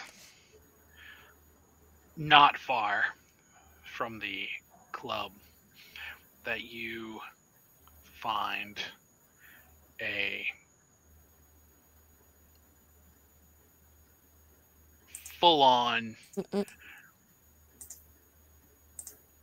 drunken or maybe even drug-induced brawl that is going on between multiple parties.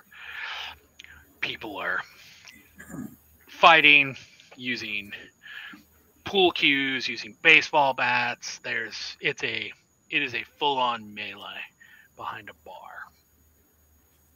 And there are already people who are unconscious and badly hurt.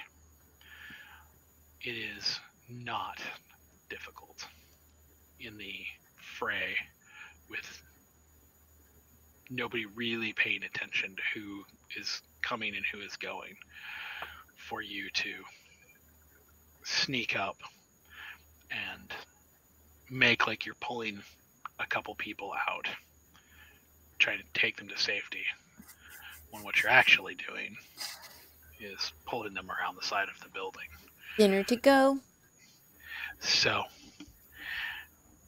how much are you both going to bring your hunger down? Are we in our domain? You are indeed in your domain. Do we really care if we kill these guys? Now, keep in mind, if you kill them, that is potentially an issue. Vic, that would definitely break your "I'll never hurt innocence." No. I said I'm just drinking 2 down. I'm not killing anybody. But that would not violate your your convictions.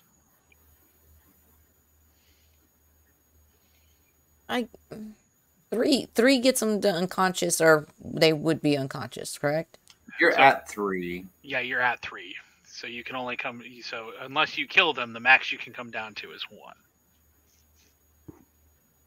I guess I'll come down to 1. Okay. Let him live. I'll tell you, out of game, my original idea for this one-armed dude was I was going to drain his ass. I was going to drain him dry. But when he stabbed me with the fucking knife that with the vitae that was, and then I was like, "Oh fuck!" Now I don't know if I can drain him, because if I try to suck his blood, that might hurt me. So I had to decide against that. But he was going to be my first Diablerized, because I was so pissed off at him for what he did to Kai. Yeah. He was going to be my first Diablerized victim, and I had to change against that once his blood was fucking tainted. So the funny thing about that is that is actually something that was semi-planned for. Was he had made because he had corroded his own blood with that. Had you actually attempted to Diablerize him, you would have had a major problem. Smarts. Well, no, I'm glad I switched up my plan there at the end, because like ever since Kai was killed, like that was one of the reasons I took Brutal Feed as a vampire, like going down that line. I know it doesn't do as much to vampires as it does to But that was one of the reasons I took brutal feed, because that was my mindset at the time. Once I found his ass, I was gonna drain his ass. That was gonna be the end of him. And then his fucking tainted blood kind of changed all of that. So, you are both suffering. So now that you've drained these people, what is your next move? Are you heading back to the apartments, or are you? So when you get to the apartments, you are both suffering from wounds, superficial and aggravated. You can heal up to your, I believe it is your stamina and composure in superficial damage. So if you want to rouse, it only takes 1 rouse per. Okay. To heal your superficial, but to heal aggravated damage, you can only heal 1 a night, and it is 3 rouse checks. So that heals one of them, Vic. Mm-hmm. And do you want to try again to heal your other one? Nope. You heal the other one and get hungry. Oh, okay, so it does heal. You just get hungry in the Okay. Yep. Okay. I guess I'll take my chances. Okay. Yeah, it's better than how I started tonight off, so. 2 more. Okay. 1 more. Hey, it's not bad. Saved all your good rolls till the very end. So, for each of you, this looks a little different, but is functionally the same, as you will your vitae to attend to your injuries. Vic, for you, you watch as the thin and not very long cut seems to kind of pull itself together, and you watch as the flesh starts to mend and pull together. But as it does it, you actually see a greenish white fluid kind of be expelled from your body and run off. And as it does, there's a slight numbing feeling, as if it was some sort of paralytic or some sort of numbing agent as it goes across your skin. Now, for you, you force it out of your mouth, and it's like spitting this awful, like almost phlegmy, thick, grotesque, almost like skin. It is so thick and viscous, and as it comes out, you can again smell the corrosive poison that was in your face and your body. Your hunger burns again in your throat, but it doesn't burn like that. So,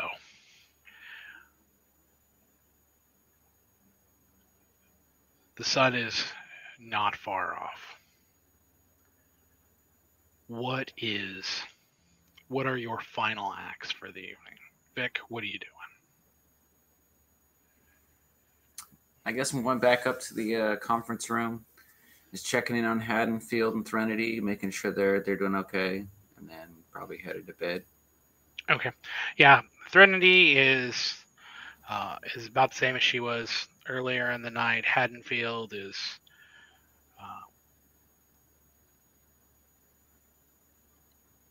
taking it all in, as it were. He seems very, very interested to hear about your outing for the night. If there's enough time, I'll fill him in. If the sun's coming up, then I'll tell him it's got to wait till tomorrow. then it'll have to wait. Alice, final acts. What are you doing? Probably just check in with Ruby and Lane. Let them know, crazy shit went down tonight. I'll explain everything tomorrow. I need to get to bed. Ruby seems a little upset that she didn't get to go hunting with you. But she is much more worried about Lane, who is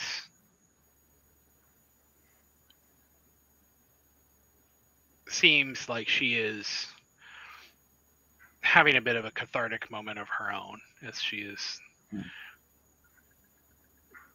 both crying and almost angrily growling as she sits on the couch, as she was both a very close friend of Kai's and also effectively the one to finally put him to the torch. So, as the sun in Philadelphia starts to creep up over the horizon, our session, though not our chronicle, comes to a close. Yay. Oh, I feel really good about this one, honestly. Yes. Yes. This seems like revenge I'd wanted to come for a long time, and there's just been so much other stuff that's gotten in the way.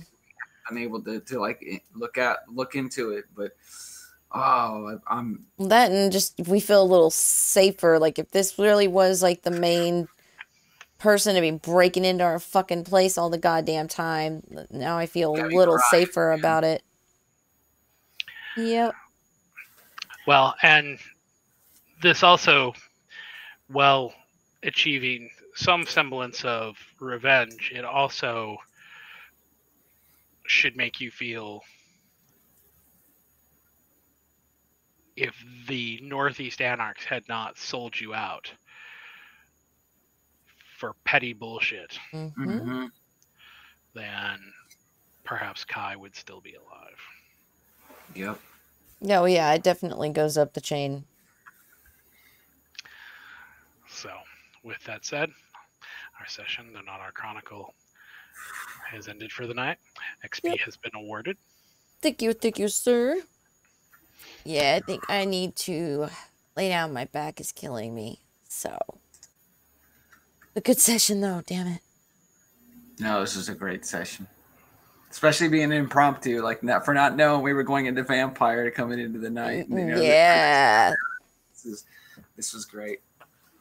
All right. Well, I want to thank everybody for being here with us for our quick little foray into VTM tonight, and I will see you guys tomorrow afternoon at 4:30 p.m. Central Time. Well, 4. I usually log in about 4 for Jackbox Games from my PS4. It's Community Play Day. I'll post in Discord as well. We got an extra party pack. So yes, brand new party pack. Brand new games that we haven't played before. I would thank you all for being with me. Thank Knox, our storyteller. Zack, I'll see you out on the couch in a minute. Thank my audience. I'm still here. Oh. We'll get you guys rated out to a friend. Have a great night, everybody.